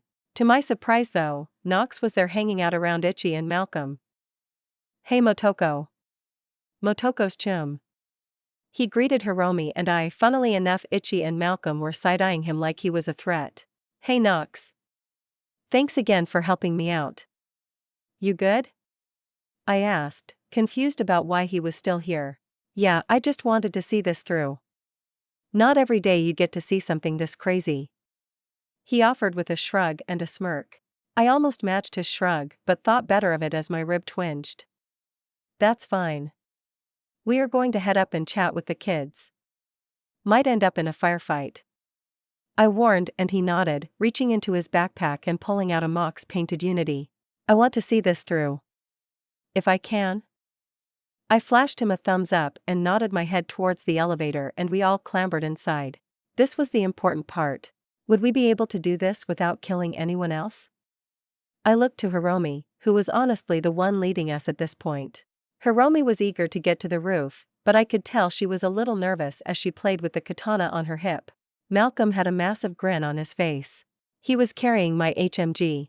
Bastard was giving that back just as soon as I could carry her again. And Ichi just hefted his shotgun and was holding it ready to use. The elevator binged open to a roar of voices, but all of them were clear. Morgan. This crazy gonk. Finally. Did you have to dash? Ugh, why did it take so long to kill one dash? Of course the voices went silent when they realized it wasn't their previous boss stepping out of the elevator. Hello, hello. I'm Hiromi. Hiromi called out as she stepped out like she was the boss. Her nervous fidgeting from just before gone. Sorry about the trouble, but it's over now. The old man and the netrunner that previously helped you out are zeroed. Sorry about that. She chirped out, all the while smiling. I wasn't sure what her crazy plan was, but I was carrying a gun in both hands, everything reloaded and ready to fire if any of the kids took a shot. Fuck. A voice echoed out, and it was Richard. You fucked us. He said, sounding absolutely infuriated as he stomped through the crowd towards Hiromi, which stilled when I got between him and suddenly he was staring down my barrier. Some of the kids around him also raised their guns, but he would be dead before they fired. Before I could talk, Hiromi did. Now. No need to bring this to violence. The fight's already over, you know? So let's all have a talk about what the new situation is. She said as she walked forward brazenly and settled into one of the seats and grabbed a beer, seemingly waiting for Richard to join her. Hiromi? What the hell were you plotting? An hour later, I knew. Hiromi had made a deal. I no longer had any idea of what was happening. She had sat down Richard and basically talked him into a peaceful arrangement with Section 9. Hiromi literally called us Section 9. If not for cold blood keeping me calm, I knew my head would have exploded. It had just been a joke. No one could know. We were a poser gang now. But in the end, none of the kids had died. The killing was over, and they wouldn't get much out of attacking us. Hiromi had convinced them that allowing us to borrow the basement, and having a netrunner working out of the apartment complex, it would mean they could rely on my work making sure the security system continued working, and maybe be willing to accept some work from them from time to time. In exchange, Section 9 would also have access to a horde of teenaged gangbangers ready to work as muscle if we ever needed. I had given up on being involved in the agreement at this point. I was tired, still angry at myself for getting shot and ready to head to Vic's for a nap. And I was just nodding along as Hiromi took over the details I didn't want to deal with. But in the end, to my surprise, it worked. The kids seemed happy enough to be in charge of themselves, at least for now. Hiromi would be their contact with Section 9. Which meant they would thankfully leave me alone, and I had a place to do my net running from and some security while doing it. Thankfully, with the process finishing, Hiromi pulled us out, wishing Richard a good night, and with the elevator operational again, the party was now over. My group took the elevator down first to the ground floor and to Ichi's truck. I can't believe that worked. I muttered, looking over at Hiromi, who had been absolutely preening for the last hour as she ran the kids around into a deal. You should just trust me. It was easy enough for someone like me, she said, primping her hair with a hand. Well, I'm just glad I don't have to deal with this, Ichi said with a smile, then instantly pointing a finger at Hiromi and I. This is all your trouble. Don't be silly, Ichi. If we need a truck, of course, we will call you, and with the SLS, Section 9 affiliation, we may be doing more big work. Hiromi offered, raising a hand up to her mouth and laughing. A princess laugh? Really? I asked in between chuckles at Hiromi's actions. Of course. I just did something amazing. Do you know how good having groomed a gang will look to my rep? She asked, looking proud of herself. Why did no one ever tell me how fun this whole fixer thing could be? Ah, of course the corporate found her true calling. Malcolm teased, but the bite in his words were thankfully softened by the way he nudged her after.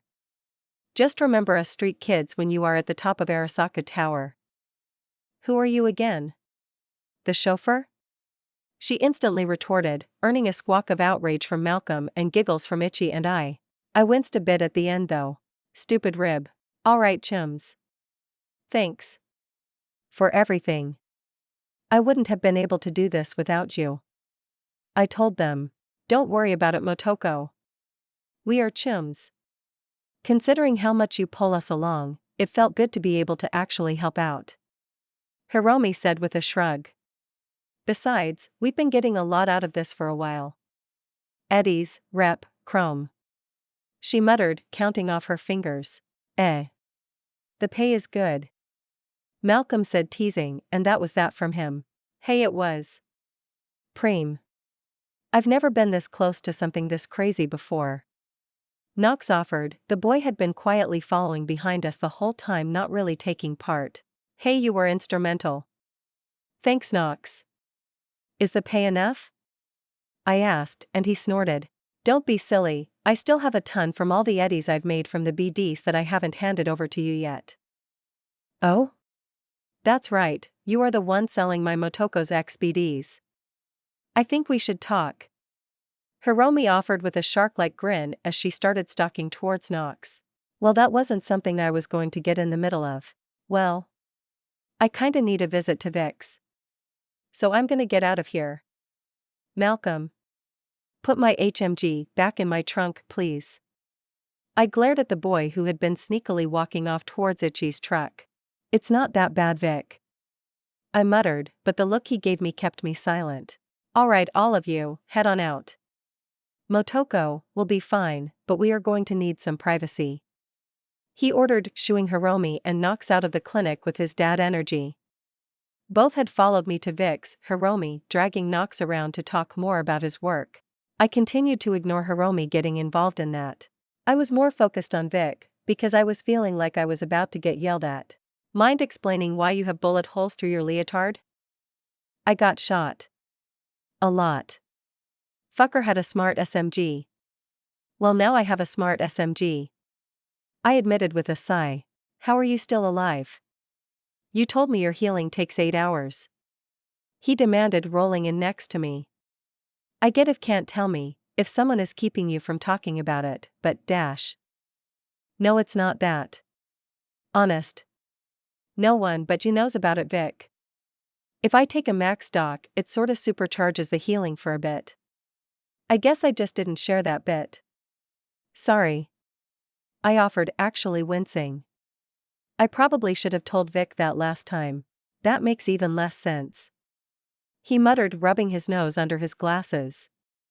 The only thing in a max doc is, well, nothing that would cause rapid onset healing.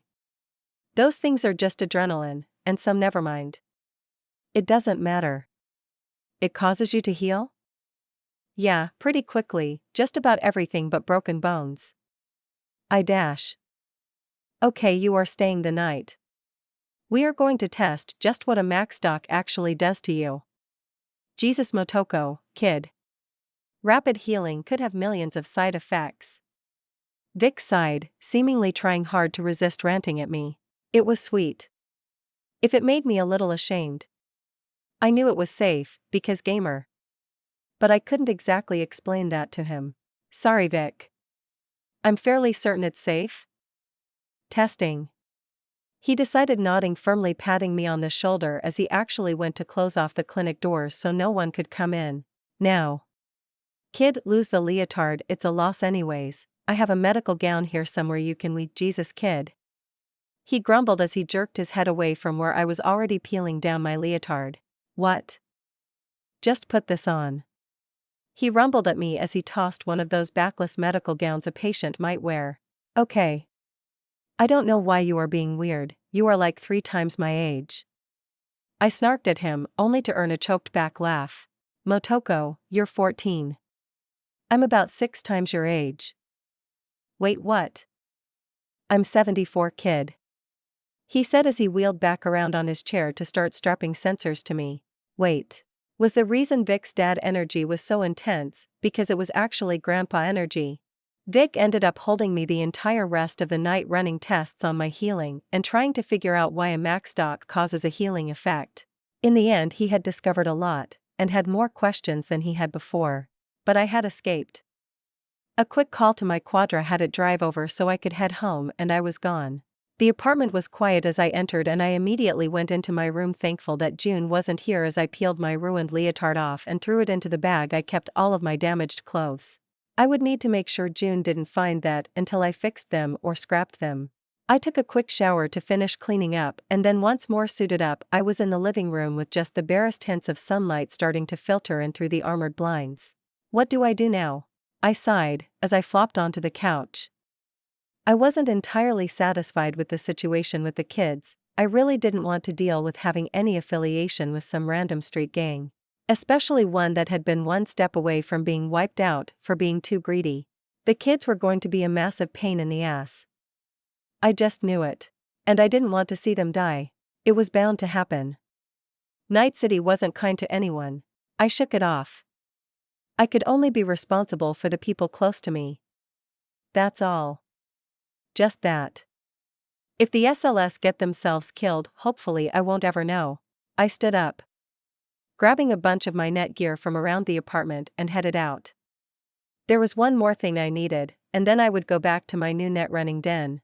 Purchasing a full netrunner suit with the cooling system still active had taken a hit to my funds, but it was too important not to have. I didn't want to melt my brain like I almost had before. The old seamstress lady that I had bought all my leotards from was more than willing to make the sale, especially since I ordered a few more of my leotards as well. I kept getting bullet holes in the damn things after all. I drove my quadra over to the apartment complex. Straight lane apartments. I muttered to myself, forced to shake my head that the kids had literally named themselves after the complex itself. This complex was old, and it was run down. I wouldn't be surprised if everyone here was literally just squatting in a semi-abandoned building. Then again, lights were on, and the water still ran, so someone must own the building and keep things running. It didn't even have a garage attached to it. Instead, I had been forced to park the quadra in a space a block down the street and walk the rest of the way. I noticed pretty quickly that I was getting attention. Kids were staring at me. Some I recognized from the gang, and some I didn't. I had no doubt that something as big as the SLS losing their netrunner, and losing their big league gigs was spreading around, and that they now had a new leader. All the while, some teenager with purple hair had flatlined their old boss. Or they might even have put a hit out on me, telling the kids to try and flatline me the moment I walked back into the building. Just to save Richard the hassle of dealing with us. But that was just my paranoia. Richard had more use of me alive, or rather he needed a net runner to keep his stuff running, and maybe pass on intel to point his kids at gigs that they could do and make eddies. Morgan and V3L0 City had targeted weapon shipments, or net running supplies with his horde of kids. The SLS didn't exist before that. I doubted Richard had suddenly gained all the knowledge needed to run a gang. As I entered the complex, I wasn't surprised that a pair of kids were hanging out in front of the elevator, and both stood up as I approached. Both girls had shotguns. "Richard wants to talk to you," or the other one. The smaller of the two girls said she reminded me of Hiromi before. All neon and flare barking away to get attention, and to avoid anyone realizing she felt nervous. The other was quiet, a more firm grip on the tactician shotgun she was carrying. She at least carried herself like she knew how to shoot it, but from experience, that gun was too big for the girl, especially as it didn't have a stock. "Tell him to come down to the basement then. I have some work I need to do," I told them, waving the bag in my left hand that had my suit and a spare laptop. Not that they knew that. They both scowled, but it was the taller girl that spoke up first. Richard wasn't asking. She started to demand, but she had let me get too close, and half a second later I jerked the shotgun straight out of her hands, and grabbed the barrel of the shorter girl's shotgun in the same moment. I just had to drop my bag to do it. I winced a bit as the laptop hit the floor. Hopefully it wasn't damaged. "Don't," I told them, simply letting them understand that I had control of both of their weapons. "I'm not a member of your gang. But we are working together now. If Richard needs something, he's welcome to come chat with me." I informed her, and noticed that despite everything, the smaller girl was still trying to jerk the shotgun out of my grip. Unfortunately, she was a teenage girl without any chrome, and I was a chromed-out gamer. Her attempts weren't able to even budge my arm. "Fine." The taller girl ground out, seemingly realizing the situation was more dangerous than she expected. I nodded, and only after I was sure I had everything sorted did I let go of the barrel of the shotgun and offer to hand back the tactician to the tall girl. She didn't hesitate in snatching it back, with a glare. "I'm Motoko, by the way. Since we will be sharing a building together in the future, I figured you should know." I offered, and the short girl scowled, looking like she wanted to raise the shotgun back up, but realizing it was dangerous as the taller girl settled her shotgun back in her hands with a nod. "Mary," she offered, and then headed towards the elevator. The shorter girl followed after only a few seconds, as she looked confused about why I wasn't being shot. I watched as they both headed up to the 5th floor. The floor the gang now controlled. I went ahead and accessed the elevator system through a scan and ordered it to come down. There literally wasn't a button to go to the basement, so only someone who had some net running skill could actually get down there. After a minute of me standing there waiting, since the old elevator had to go up, let the girls off, and then come down, I finally reached my basement. It still seemed weird to consider it mine, but it really was. I looked over the array of equipment and had to shake my head. Some of this stuff was super high-end. I mean, just the fact he had server racks meant V3L, the previous owner, had been a damned good netrunner. There was that tier system with netrunners on where they were. I didn't think about it much, but it went like this. Tier 0. Using old systems, like a cyber modem, to access the net. No one really used this anymore except people just looking up info online. Usually if they were over 60. Tier 1. Which is what I had done for the most part. Just using my link cord into systems. Tier 2. Is what is considered real net running. Cyber goggles and other systems let someone view the net in actual dimensions, rather than just a flat screen. Of course, this is when people start overheating, so ice baths were this tier. If you weren't rich enough to buy a netrunner suit, you were tier 2. Tier 3 is professional stuff. Netrunner suits were considered part of this tier. Usually adding in net chairs and biomonitors, that was all in this tier. Tier 4 was elite level.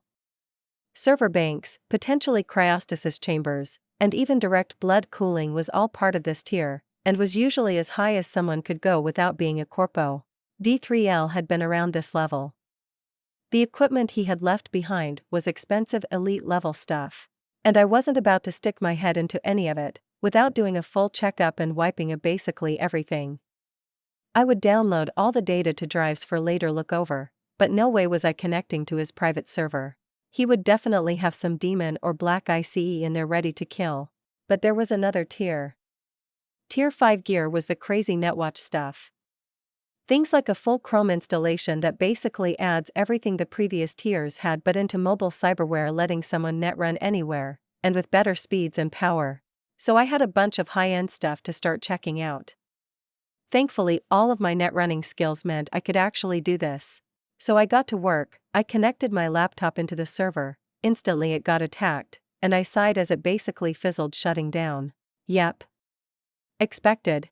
After a quick reinstall of the laptop, making sure it was back up and running, I started breaching the server like I would any other system.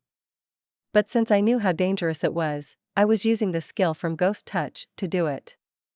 Slowly sending bytes of data through side access ports until the small bytes would grow into an actual program that would give me access.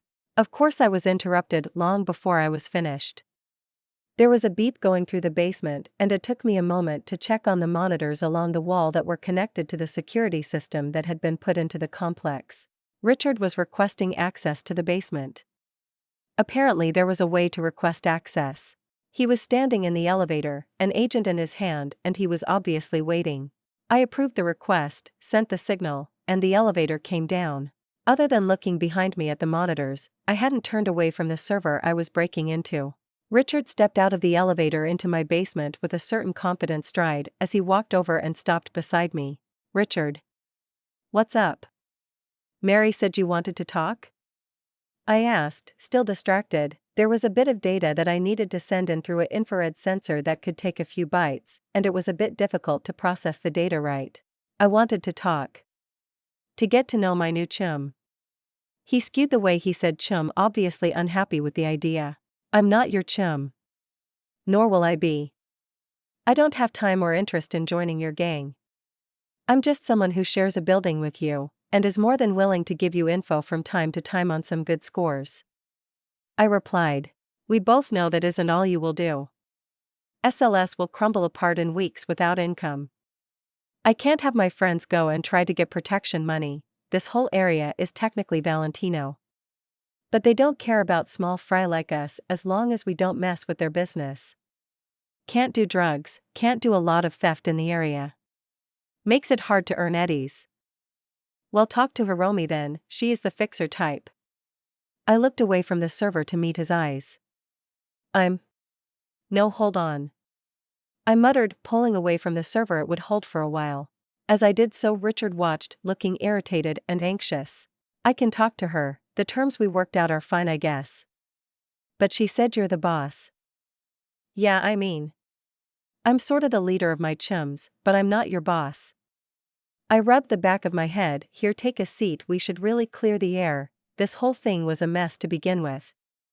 I pointed him at a swivel chair beside the security monitors, probably Morgan's old seat, as I took the net chair sitting on it sideways to face him.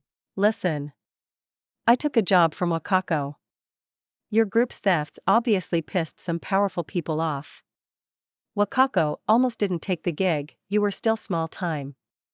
Small enough she wasn't even interested in offering it to people, but I needed net running equipment. So she gave me this gig. I could have just killed all of you. I told him bluntly.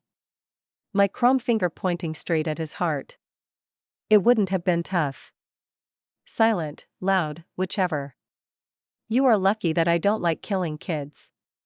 So I found a way to get the gig done without flatlining any of the kids Morgan had wrapped up in this shit. We could have taken you. We have good gear. Good security. He argued instantly, trying to regain some confidence from my own seeming threat. I could have started throwing grenades during that party last night. I told him bluntly, making him wince. By the time any of you would have even realized what was happening. Listen, you guys got really super lucky, and I'm not here to rule you as a street kid empress or something. But I'm also not enough of a bleeding heart to be your chum. I admitted, trying to convey my annoyance through my hands. You come in, ruin the first good thing that ever happened to us? Destroy us without even killing us, which... Okay, yeah, I appreciate we didn't have to call up any meat wagons, but still. You ruined what we were becoming, and now you want to just make friends? What do you want? I want this net running gear, and I want to be left alone. Hiromi saved me from having to haul this shit out of here, so that's great, but it makes us neighbors now. Which isn't something I was planning. Listen, Richard. I think you did a good thing helping out your chums, yeah? I'll do my best to keep the security of this place top-notch. I'll even back you up if the apartments are ever attacked. I live here too now after all, but helping your gang isn't my priority, you know? Yeah. I know. He said, sound tired. We're street kids. We are never the priority. You probably don't get that though. What? Why wouldn't I? I'm a street kid too. I said. Even if it was only partially true. You're some corpo kids, aren't you?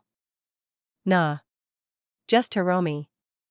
My family were all tiger claws, although I'm not really into the gang thing. I'm just a merc. Hiromi's parents are Arasaka though. Yeah, I figured. It's why we weren't gonna cause any problems. You really a street kid? You don't really act like one. I'm just weird. I told him with a thumbs up. But yeah, I live in a small apartment with my brother June, who is a TC enforcer. So listen, we get it. Even Hiromi. I don't want to mess with you, or your chums. I'm not like Morgan, who is going to use you, and eventually make you take the fall for it. I told him, and he winced. Even if you were, we would still do the gigs. Morgan didn't need to convince us to take the gigs. We were willing. More eddies than any of us had ever seen just for a few gigs? He sighed. Even if it will all come crashing down on you? Of course. Even if we all die, it was worth it. We got to be something.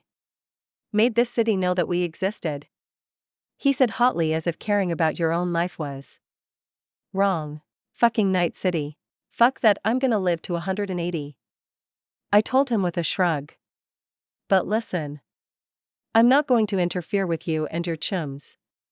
I'll help out with security, and maybe more if the pay is good, and in exchange, all I really ask is you keep anyone from trying to mess with my stuff. He nodded, fine. I can accept that. Just maybe tell me if you see a good chance to make some eddies. He asked, sounding kind of beaten. I nodded, and that was pretty much that. Chapter 69. It took the entire day to finally break the server system from within. Literally sneaking past all the IC and security. It was awesome. And I am glad that I waited, because as I looked through the security, if I had tried to break through, it definitely would have deleted everything.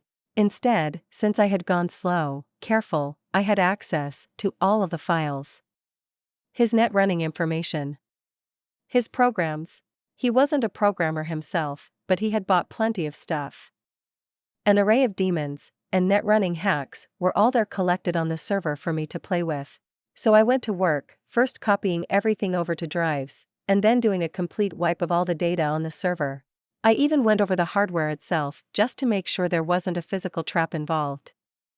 Only once I was sure it was all clear did I move on. Checking his chair and the setups there. I couldn't use most of the biosystems he had installed as they were made for a borg. A Borg blood injector wasn't going to do much for me after all. But the actual monitoring systems were great, and I happily reconfigured them to fit me instead. Then I went through the hardware that was laying around. It had basically everything I would need. I already pulled out the Netrunner suit and hooked it into the chair systems. It would draw power and keep me cool as I ran.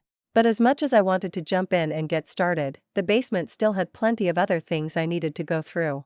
I dug into the security system, taking it over, checking the ICE and using a bit of knowledge I had seen from systems that gave me trouble, actually separated out each camera into its own partition. It took hours of work, but if someone pinged the network, it would only show the camera they pinged, and the security terminal, instead of everything connected to the system. Unless they were extremely skilled, or their ping was far superior to my own. Specifically, I wanted to cut off the rear hatch from the network entirely as well. I didn't exactly want someone sneaking in from the back door and killing me as I was net running, but it was also too useful to close off entirely. So instead, I had removed it from the security hub, setting up my spare laptop across the room near the tunnel and setting it up. It would act as the security hub for just that door, cutting it completely off from the system. No one would be able to ping the system and find out about it. D3L0 City, for all of his skill, had been kinda dumb about actual physical security. He was probably a terror on the net, but in real life, his skills didn't quite equal out.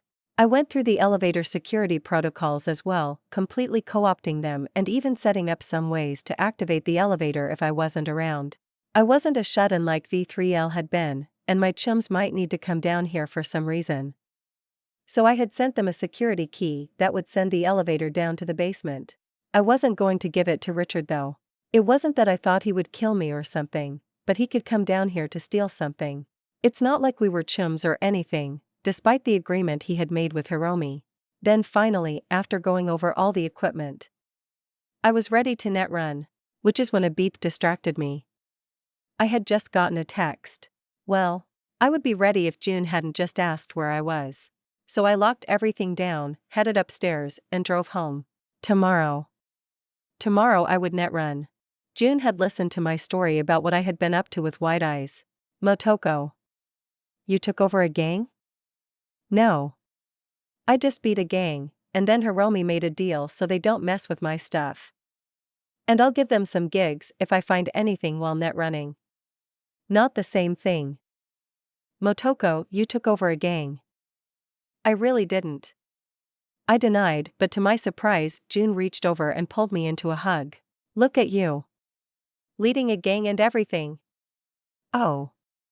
You should talk to Fujimura-sama, he might be able to help keep the gang in business, maybe set them up as a TC offshoot. It happens sometimes. I don't want to. I denied, almost yowling, but June just laughed and swung me around. I was gonna claw his fucking eyes out. June must have sensed my irritation as he put me back down and patted me on the head, which I took a swipe at his arm that he pulled back hurriedly. It's pre-Motoko. You should be proud. That doesn't happen a lot, you know? It'll be a good experience, and with so many people working for you, you'll be able to do some really big gigs. I don't want to. It's annoying, and I don't want to be responsible for a bunch of kids getting flatlined. Kids get flatlined every day, Toko, you can't do anything about it. Just dash. I absolutely can do something about it. Not be responsible. I can't help every street kid in the city, but I can certainly help a few around me sometimes. But I'm not taking on responsibility for 40 gaunt kids that want to get themselves killed to make a few eddies. I grumbled, and June just shook his head. Everyone is willing to get themselves killed for a few eddies, Motoko. It's why there is always a need for more gonks. He said, shrugging. Which only made me more irritated. The lack of respect for life everyone in Night City had was super annoying. And doubly annoying, because usually I'm worse than the average person. But I don't like the idea of killing kids, especially just being blasé about it. Yeah, I guess. I grumbled, but the argument was over. June obviously did not want to argue with me about it. He instead raised up the remote and turned on the TV. Another one of his annoying shows was put on, but I decided to sit with him for a while and watch it. Sure, I didn't really like it, but June was family. And sometimes you have to do stupid boring things with family so they knew that you loved them. I considered waiting until morning to head out, but honestly, it wasn't like I needed to sleep, so I ended up just tinkering with some of the program data I had pulled from V3LS server, loading a few of the quick hacks and net-running programs and daemons into my CyberDeck after thoroughly checking them out. I looked through my CyberDeck status to make sure I was set up. ICE Shield. Mat MK.3. Hell Flame on. 2.132. Ping. Barrier Data Load Militech 9.4.2.111.2. And then that night I left the apartment and drove over to the new complex. The basement was just how I left it. I took a moment to strip and suit up into the full Netrunner suit, turning it on and shivering as the cooling unit kicked on and balanced out. Then I sat in the Netrunner chair and clipped everything in. The biomonitor activated and I sighed as I closed my eyes, and then when I opened them, I wasn't in reality anymore. It was dark. I was on a spire with a small flat area to stand on. And nothing else. This was my lobby. The starting zone. Basically, I was on my web browser's homepage, only it was just a blank page, because I had never set it up. Now it was time to start running. I sent out a ping through the system, connecting to the CityNet and basically opening up my view to the TrueNet. Above and below me a city grew from nothing, spreading out as my ping ran through filling out the world. The city grew both from the ground and the sky, making me realize first that the rules of the net didn't follow the rules of reality. More and more, it grew to the horizon until I couldn't see anything but the visual manifestation of the net. There far out of my sight, something bright and furious red glowed, clashing with the aesthetic blue of the cityscape. The black wall. I took a step and left my little pillar. Instantly I was within the net, slipping through modem lines and old infrastructure.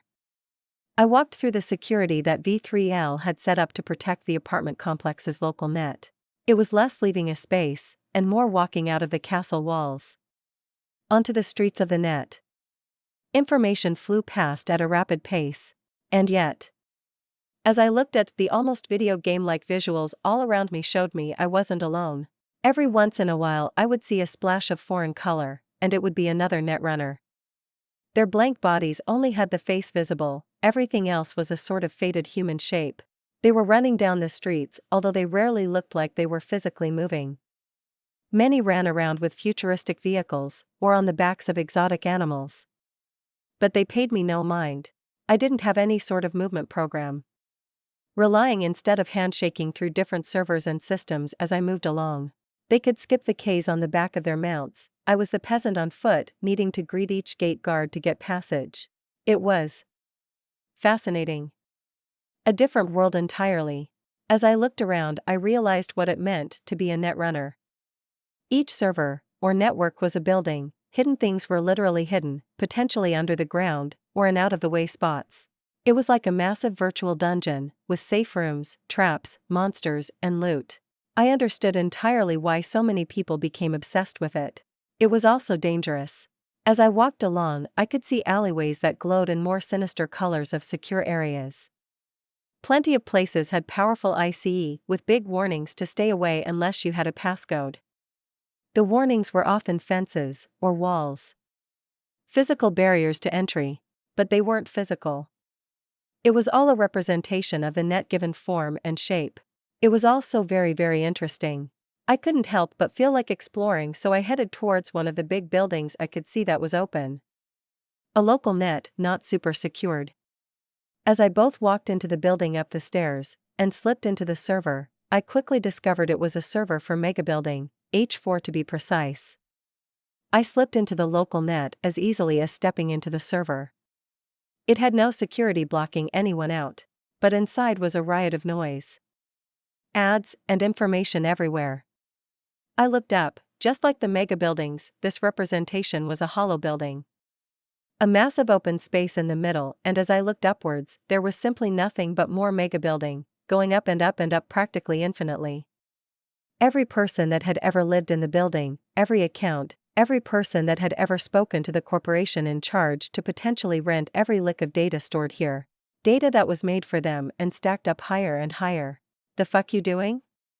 A voice called out, surprising me, and as I turned, I found a Netrunner.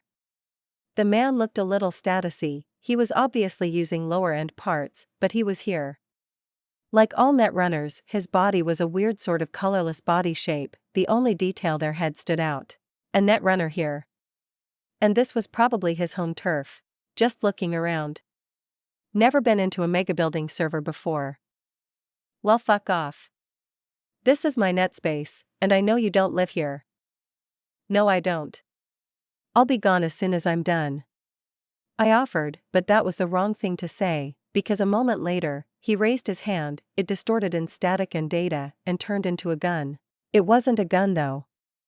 It was a representation of a program, a hack, a weapon. The fact he formed it like that meant it was a threat.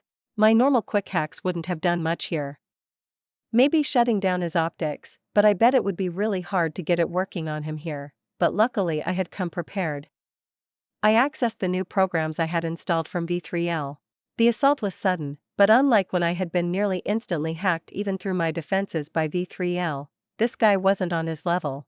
In fact, he fired, and instantly it was like his bullet was in slow motion as his assault hit my firewall and began trying to breach through. I reacted using a small trick that cybersecurity had taught me and redirected it through other systems, elongating his access port by spoofing my location. I hadn't done much to visualize the defense, but something about the space. I started basically teleporting around, even as the bullet continued to give chase, hitting the different locations I had been following me. He didn't send any other hack, too busy trying to breach through the mess of port access information I was throwing up between the two of us, but this was just a way to give myself more time. I wanted the attack to stop. So I did a trick. I spoofed my location again, but this time used a port connected to the megabuilding we were in. A redirect to a piece of the megabuilding server that was absolutely lagging, moving at a crawl due to some kid downloading an absolute metric ton of porn. My move might have lagged his download even more, but it also caused the netrunner's assault to stutter to an absolute stop, unable to send the data through the server channel. The bullet basically freezing in space. But that wasn't going to be the end. Once he realized his hack had stalled, he turned and attacked me again. This time though, I was more than just ready. As his assault came up, it ran into a wall. I was testing out one of V3L's quick hacks. Ice Shield. Instantly neon octagons appeared in the air, rippling and shifting as the bullet traveled through one. Instantly the bullet seemed to lose most of its form, and then it passed through another shield, and then it stopped on the third. Literally turning to dust as it hit the shield. Now fuck off. He demanded, as if his little assault had actually done anything. As if attacking me wasn't going to have repercussions. Besides, I now knew this guy wasn't good enough to harm me. So I sent my own assault. A barrier system, the attack was similar to a DDoS attack. I would flood his originating connection point with a few million requests, and quite literally bar him from being able to access the net as his connection was walled off by junk data. The visualization turned the attack into a kaleidoscope of colors as the same shields that were my defense now multiplied and shot out, looking to surround the netrunner. He grimaced and motioned like throwing something out of his pocket, and my shield slowed, literally frosting over. Personal ICE. He was creating a barrier around his access point, making the junk data bounce off, unable to flood the connection. I frowned instantly, looking over the ICE that was on one hand visually growing out of the floor, and on another, just a sequence of code. The dichotomy was interesting. I would need to breach it to let my attack go through. So I did. I slammed into his system in a barrage of code, and it wasn't even a contest. Just to prove my point, I waved my hand and fire swirled around.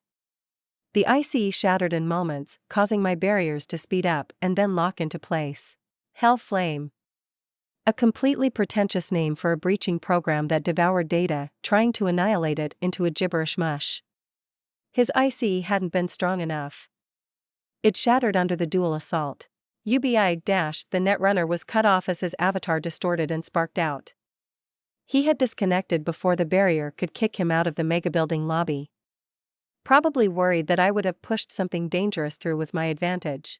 Lucky for him though, I didn't add that sort of attack program in. If I had, I could have sent a quick hack to short-circuit his system, or used the barrier to attack his cyber deck, potentially blocking him into a blank space without a way to wake up. Net running was dangerous. 250 XP gained. I blinked because the alert had come in, as a golden engraved neon screen in front of my face. Oh. Oh. I could get XP in the net. I was motionless for a while as I processed this. If I could find something to fight here, I could get more actual levels. Hey, you gonna clean up your mess? I know Aaron was being a digital bag of dicks claiming the lobby again, but you are filling the server with a ton of junk. A voice called out, startling me, and I looked around. Another netrunner was on a floor above me, standing sideways on the wall as he had his arms crossed over his chest. I looked around wondering what he meant, before wincing. The effects of our little fight still remained. The ice and fire seemingly laying around melted and still burning nothing respectively. I get it. If a netrunner ran around bashing shit down, it would damage the servers. Ah yeah sure. I'll do that. I muttered, looking around at the code. It wasn't too hard, the fire was mine, so I simply put a stop to the program, causing the fire to end. The ICE was more interesting, as I had to think about it from two perspectives. On one hand, it was just the remains of an ICE program on some computer that I had broken through.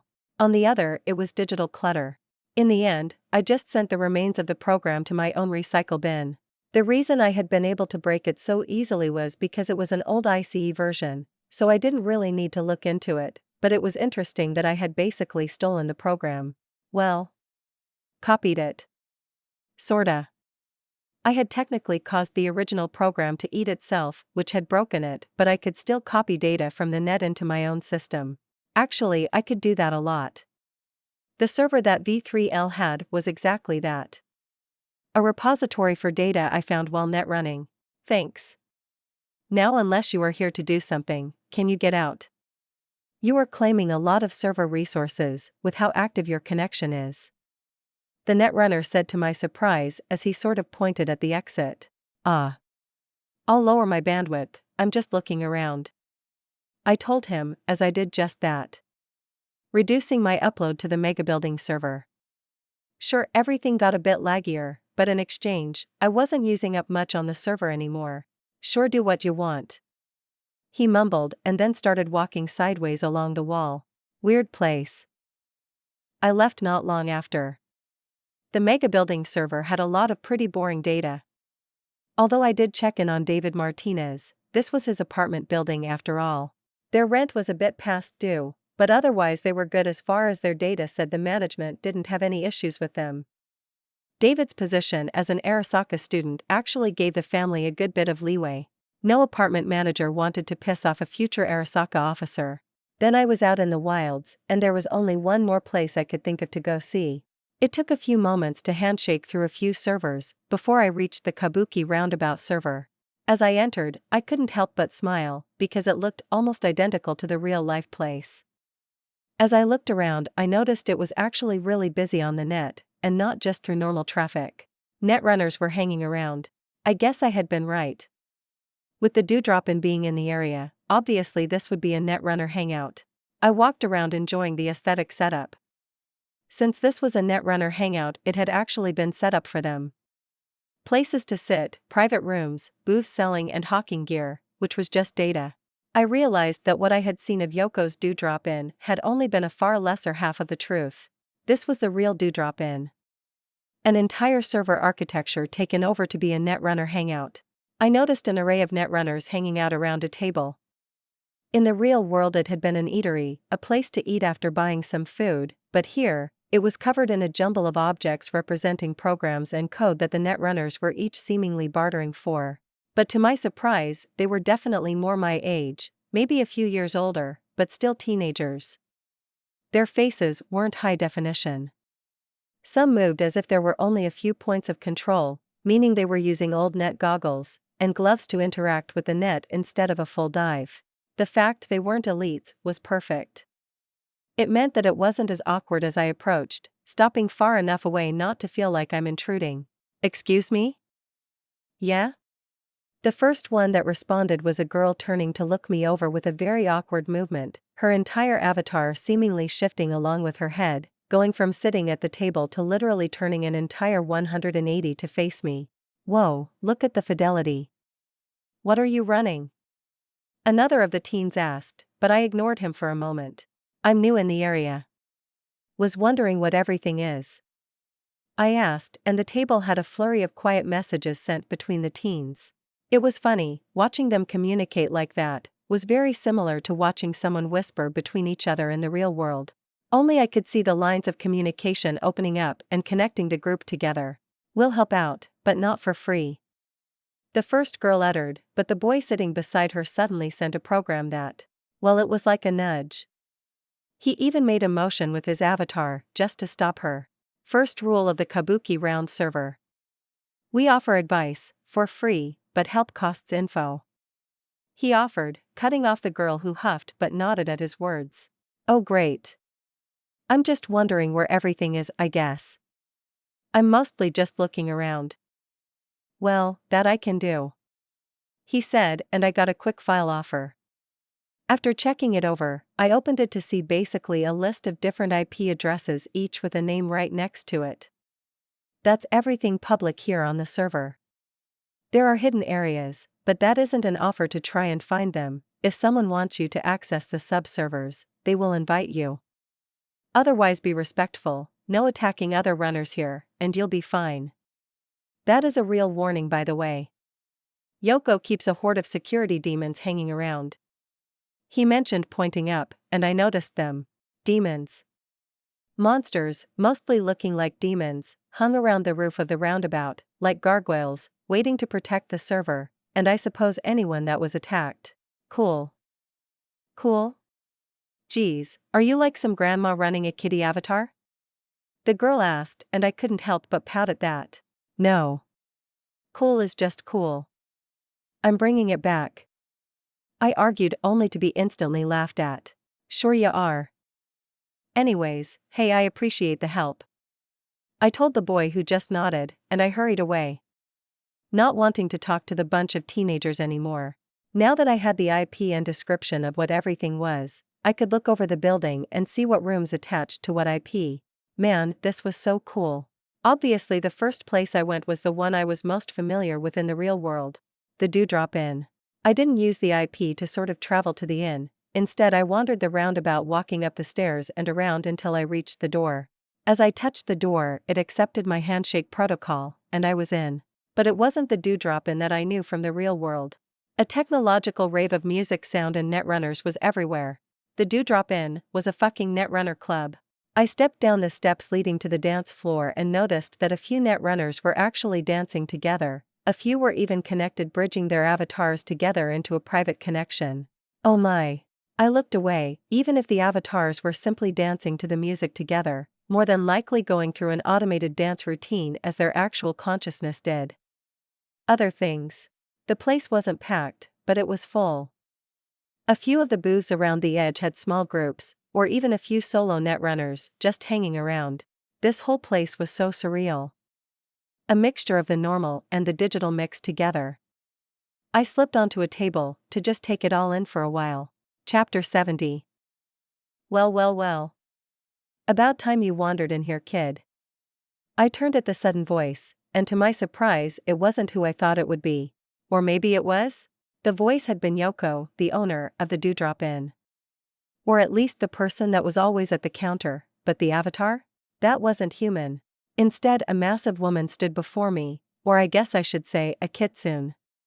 9 tails fluttered in the windless air around her, and she wore a kimono that was only slightly on her. How did you configure your avatar like that? I couldn't help but ask, and a moment later the kitsune laughed, a tittering sensual noise, completely different from the woman that I had spoken with in the real world. This is my server. Since I'm not wandering around the net, it's easy to configure an avatar to my liking. Unfortunately, I'm back to basics whenever I leave the inn, but I rarely do that anyways. She offered with a shrug that almost had her kimono slip even lower. I think the only reason it didn't was because it was a digital object, because that shouldn't have stayed up. Nice to see you then, Yoko. Or should I say Kyubi no Yoko?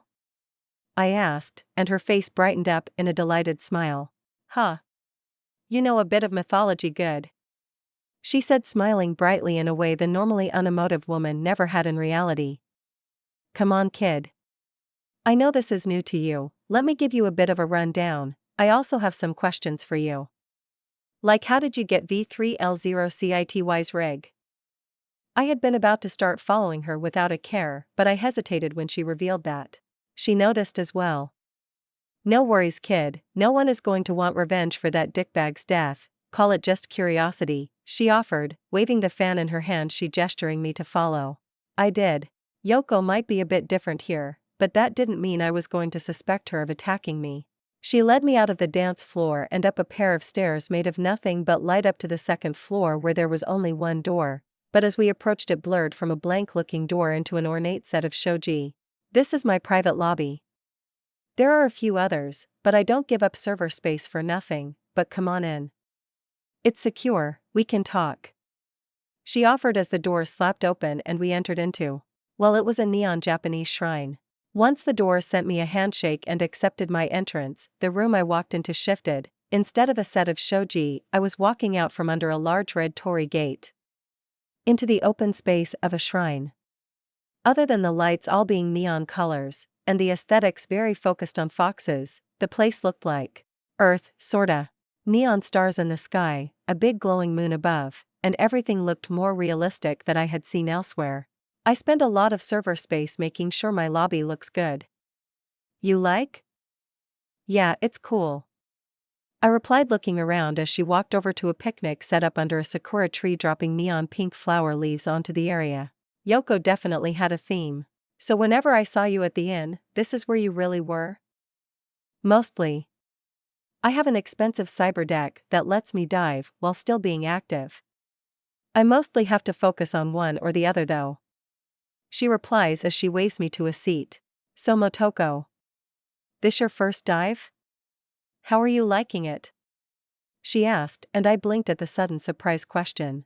I had been expecting a question about V3L0 City. It's interesting. I had some trouble when I went exploring the megabuilding H4 server, but the guy that attacked me wasn't very good. I pushed him until he disconnected. Oh? Already had a fight? Not bad. Most first-timers lose their first real fight on the net. I guess I'm used to fighting. I suppose you are.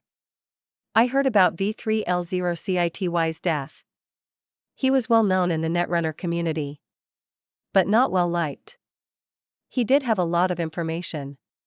She said, and that is when I realized what was happening. Information you want. Information I will happily trade for. She offers instead. That is the way of Netrunners.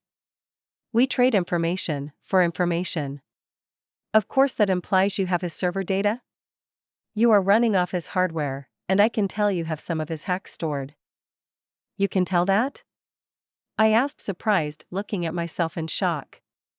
In order to find that out, she would have had to hack me. It's an old trick. I'll teach it to you if you want. It's not something really secret anymore, but yes, in a sense. I don't know the hacks you have specifically, but I can read some of his leftover code on your avatar. Keep it in mind, whenever you have a program installed and ready for use, it can leave a trace on your avatar, and where you use it. Like a smell. I offered putting it together, and she puffed out a laugh that would have been a snort on any other woman. Stupid sexy kitsune. You can think of it like that if it helps you wrap your head around it, but yes.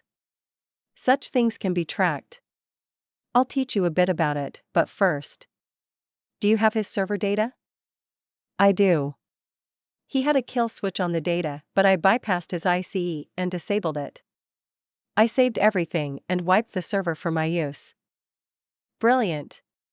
She said, smiling happily. I am doubly lucky that we already have a relationship. That data is valuable. Very, very valuable. And I would appreciate the chance at a first look, for a fair trade, of course. As you already know, I'm willing to help new net runners, so I have plenty of learning courses and data to get you familiar with the wonders and dangers in the shallow net. And the deep net? I couldn't help but ask. The difference was easy enough even for a newbie to understand. The shallow net was the net created after the data crash, after the Blackwall was put up. It was mostly safe. The deep net was everything behind the Blackwall. The place where AI lived. The most dangerous place for a netrunner. But also the most valuable. I don't usually recommend anyone go there, kid. Not even people with years and years of experience. It usually isn't worth it. But what you learn about the shallow net carries over. Just more dangerous. Why do you want V3LS data so much? Did he have blackmail on you or something? I couldn't help but ask, but the way I said it hopefully conveyed to Yoko I was just curious and not looking to cause her issues. You wanted to know about the deep net? She asked suddenly. I mean, mostly just curiosity. I admitted. D3L was a deep diver. She revealed, and I rose up. That guy? Yes. He was known for it. He lived in the net, never left unless he had to. He jumped over the black wall multiple times and returned. You want to know why I want to be the first to peek at his data? It's because I really want to know what he found. You aren't alone in wanting to know what's behind the Blackwell kid. We all do. I blinked my eyes for a moment as I came to, wiping the crust out as I rose up and yawned. I stretched as I untangled myself from all the cords and connections. I had done it. Jumped into the net. I was a net runner now in truth. In the end, I agreed to give Yoko a peek in exchange for a lot of guidance and favors. Really, I was probably getting ripped off in some respects, but if the guidance she offered helped me survive my net dives, then it was a fair trade. Survival was more important than getting a few more goodies. Besides, I was a gamer. I just needed to keep improving, and eventually, there would be nothing that could stop me. I checked my messages. A few texts had come in from my chums which I responded back to, but then it struck me and I opened up my gamer window. The 250 XP was real. I muttered. I could gain XP while in the net. That meant I didn't have to kill people in the real world to level up. I stretched out again, very happy at my new discovery. Until then though, I was going to need to gather the data up and visit Yoko in the real world soon. But that was for later. Now, I was going to get out of the basement. I changed out of the netrunner suit back into my normal leotard, which was much more comfortable. Then I left. Taking the elevator up, I walked past a few of the kids that were hanging around the lobby. This time at least they gave me looks, but didn't stop me. On my way home I stopped to get some food. Filling my belly for the first time that day, considering I had spent hours in the net. Full and feeling more alive, I walked into the apartment and flopped on the couch. It's good to be home. I whispered to the air as I reached over and grabbed my guitar. More than enough time for a couple of songs before I would go see Yoko. Feeling alive, I had the shards full of V3LS server data in my pouch pocket, and I was here once again. Do drop in. Now that I had seen it on the web, I could spot some of the differences, but it was a testament to Yoko's skill that it looked so similar. It was actually hard to tell the difference without going into the natural alterations of living in a city. Motoko, good to see you. Yoko greeted me sounding almost flat, as I walked into her shop, and again it struck me how different the woman was on the web, and in reality. Yoko. Where do you want to do this? I asked and she actually cocked her head and I leapt the counter and followed her into the back room. We settled onto a table and we began. Yoko went through the data I had, commenting on pieces she wanted and would trade for. We went over everything. For the most part, I just focused on a guide to the net, which she seemed amused that I kept hammering, as well as one other task I had asked from her. Otherwise some eddies and favors were passed into my hands. There is very little about his deep net expeditions here. She eventually commented as she was doing a quick check on the data. It's everything he had on the server. I didn't find any subdrives or anything. So he either kept it somewhere else, or dash. No, I suppose he wouldn't leave it on his main server. Far too easy to be forced to flee and have that data stolen, he would have hidden it. I was hoping there would be a clue to where. Probably just kept it in his head then. I offered and Yoko nodded agreeing. So about what I asked? It will be done, an odd request, but I am more than capable of handling the server load. Are you sure? Your request might be a useful experience, but I don't truly see the interest you hold. Just a personal thing. I like to test myself, it's important to me, and I'm paying. So we good? We are good, Motoko. Come find me in the net later. Thanks, Yoko. I said as I rose up and left. The itch to jump back into the net and get my reward was there, but I couldn't live my entire life like that. So instead, I checked in with my chums. Hiromi was finishing up her schooling for the day but would be busy with homework, much to her irritation, but Ichi and Malcolm were free, and we all decided to meet up. We were just going to hang out. It was actually kind of exciting as I got dressed and headed out to meet them. Other than Hiromi, I didn't really just hang out with my chums that often. So this would just be a hangout day. I specifically chose not to meet up at Ho-Oh Club this time. Instead, we were heading over to Lizzie's. I made it there first, and as I pulled in I noticed Rita was bouncing today, which was good. I would be able to say hi to her as well. The bar wasn't quite going crazy, since it was still early afternoon, but that was only a benefit to me. I walked up to Rita and got a smile from the older woman that I couldn't help but return. "Hey Rita. How goes?" I asked as I stepped off from the entrance to not block the door. "Motoko. Not bad, kid. You?" "I've had this amazing adventure yesterday. I went net running for the first time." I couldn't help but gush a little as I told Rita about my adventure in claiming some high-end net running gear and then jumping into the digital space. "That's... Well, I'm glad you got some preem gear, Motoko, but be careful, alright? The net can be seriously dangerous." "Oh, I know. Yoko, the woman that runs the Dewdrop Inn, is going to be giving me some help. I'm just taking the rest of the night off before I jump in head first." "Heh.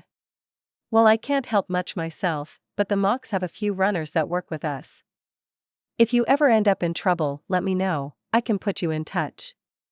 Rita offered, although she put away her gentle smile to block some gonk from walking in, giving him the rundown with her bat over her shoulders.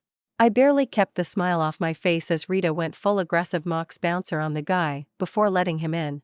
The twitching of my lips didn't go unnoticed when she turned back to me. "Don't give me that look. I didn't do anything," I argued, but I was fully smiling now. "Sure, kid. Hey, I heard something the other night about a girl with purple hair and her brother fighting off an edge runner that was going for a TC boss." I winced as I was reminded of that night. "Yeah. That was June and I." I agreed, but I sighed as I leaned up against the wall. That night didn't exactly go well. "Why were you trying to rescue a TC boss in the first place?" she asked, and while she did her best to keep any judgment out of her voice, I picked up on the subtext. "June invited me to this big TC party. I only went to eat the snacks. They had the best sushi, Rita, it was so good. I literally ate myself sick." I told her the last bit in a whisper, earning me a snort from the woman. I sighed as I decided to share the whole story. "So I got sick and June decided to take me home early. We were in the elevator with this TC boss and his date. A doll woman she was, nice." I muttered, remembering her dying and me being unable to do anything to save her. "Yeah, I heard.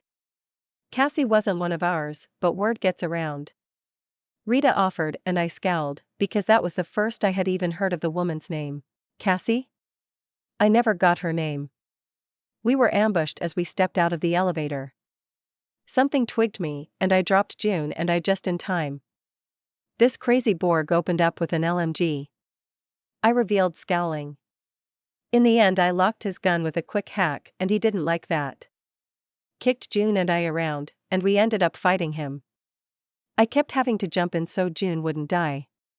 The boss hid in his car the whole time. We survived, the Borg didn't. Ah.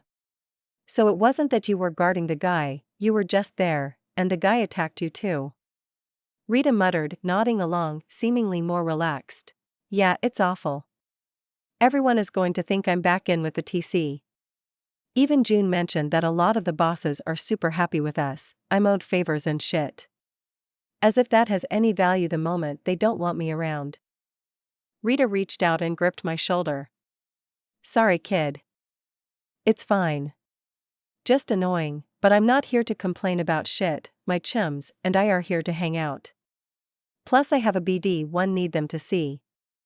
I said with a smirk.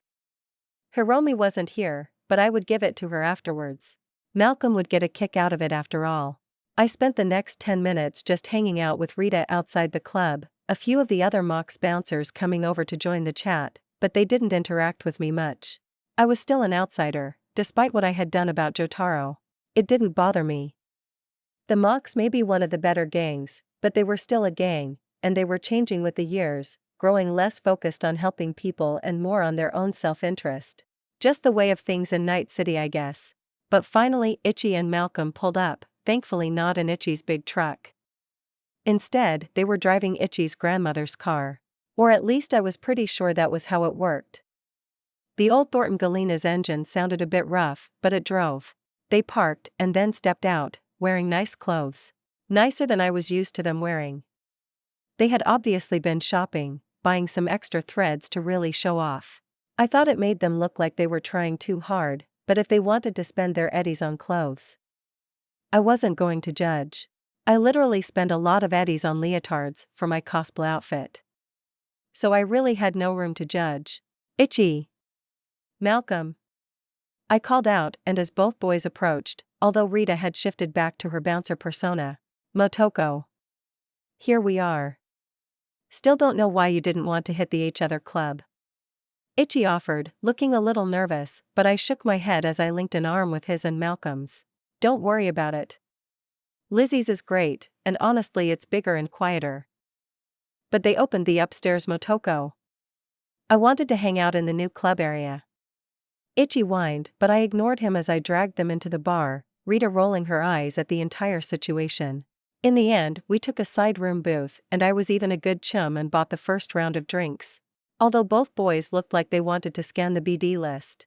Lizzie's was a BD club after all. Neither wanted to do it while I was around. Which was funny, as I kept catching them peeking at the listing while we were chatting and hanging out. Of course then I pulled free the BD from my pocket and winked at the boys. Motoko? I got something special for you guys to check out. I informed them, my smile stretching my face making both boys very uncomfortable. I need to go to the bathroom. Malcolm tried to escape, but I caught his arm and tugged him back down. Trust me, Malcolm. You are going to love this. Headsets on, boys. I've been waiting forever to reveal this. I told them, and both boys still looked hesitant. They put the wreaths on, and I slipped in the BD chip to start. I waited practically, vibrating as they watched the BD. When it finished only a minute later, Malcolm was the first to react. Pfft. Mr. Stud. Pimp. He cackled loudly, making me glad I had grabbed a private side booth. Fuck off, Motoko. Ichi whined, glaring at me, but I had zero care about his annoyance. My smile stretched across my entire face. I can't believe you would do this to me. Motoko. Give me the BD. He demanded. Never. I'm going to pull this thing out every once in a while for the rest of your life. I informed him with a firm nod of my head. No way was I letting this level of blackmail go. I'm going to have to kill her. Malcolm, help me kill Motoko. Hell no, I don't have a death wish. Pimp. Ahaha. Malcolm, you are less than useless. Ichi grumbled as Malcolm broke down into laughter. Now I just had to share it with Hiromi. Ichi glared at me, but I just smiled in turn. Did you really have to record that? Yes. I don't get. I was about to say I don't get paid enough for this, but I actually do. Fuck. He grumbled and grabbed his beer and took a swig. I rolled my eyes as I took a swig of my own soda. Don't get whiny. Give it a few years and it'll be a great in-joke for all of us, and you will remember the whole thing fondly. Besides, the only other person outside of our group that ever heard the conversation is dead. I pointed out happily. Ignoring that Judy would also know it. Charles Bucks, the only other person in the recording, wasn't alive anymore to talk about it though. Heh. We did kill that monster, didn't we? Well, you did all the work. Nah, I couldn't have looted that place without you. I would probably have picked up a few things and left it at that. I might not have even attacked the place without you guys to back me up. I told Ichi it was important teamwork. I'm just good at flatlining gonks. I told him with a shrug. Yeah, you certainly are. Malcolm cut in with a nod, but before we could continue, an outsider crashed into our little area. Or a semi-outsider.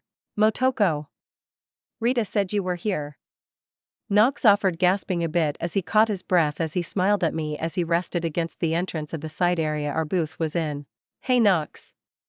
Come on, come sit. You met Malcolm and Itchy, right? Thanks again for helping out with the gig. I still owe you for the help. Nah, you don't owe me anything, I still have some eddies I owe you from the BD sales. He said as he seemed happy to slide into the booth beside me. I did meet your chums, but we didn't talk much. Nice to meet you guys again. Knox offered, but he looked a little uncomfortable greeting Itchy and Malcolm. And Malcolm and Itchy didn't look happy to greet Knox either. Yeah, nice to see you. Wait, what did he mean by BDs? Itchy suddenly shouted, his face going red. Motoko. Huh? I blinked, running through my BD gag. Did I miss teasing Malcolm and Itchy? I felt my face turn into a smirk. Well, you see, Itchy, Knox here convinced me to make some BDs for the mocks. It was a tough deal, you know, but the pay was just too good for me to pass up. I was really inexperienced at first, but after a few BDs, I think I figured it out. I offered, purposefully inferring something else. The face of my chums going absolutely red was far too good, and I snapped a few pictures. Hiromi would enjoy teasing the boys about them later. Knox, despite knowing, wasn't free from his own reddening face at my words. Motoko. You're gonna get me in trouble if you say things like that, he eventually added, breaking the shocked silence of the table. It's so fun though. Don't worry, Itchy, Malcolm. I've been doing BDs of my gigs. In fact, the scav den we hit? I recorded that one. Hey Knox, do you have a copy of that BD? Oh? Yeah, sure do. He mumbled, grabbing his backpack and after a moment pulling out a wrapped BD. Want to see? I asked the boys, and both having taken a moment to drink and try to calm their heated faces nodded, looking curious.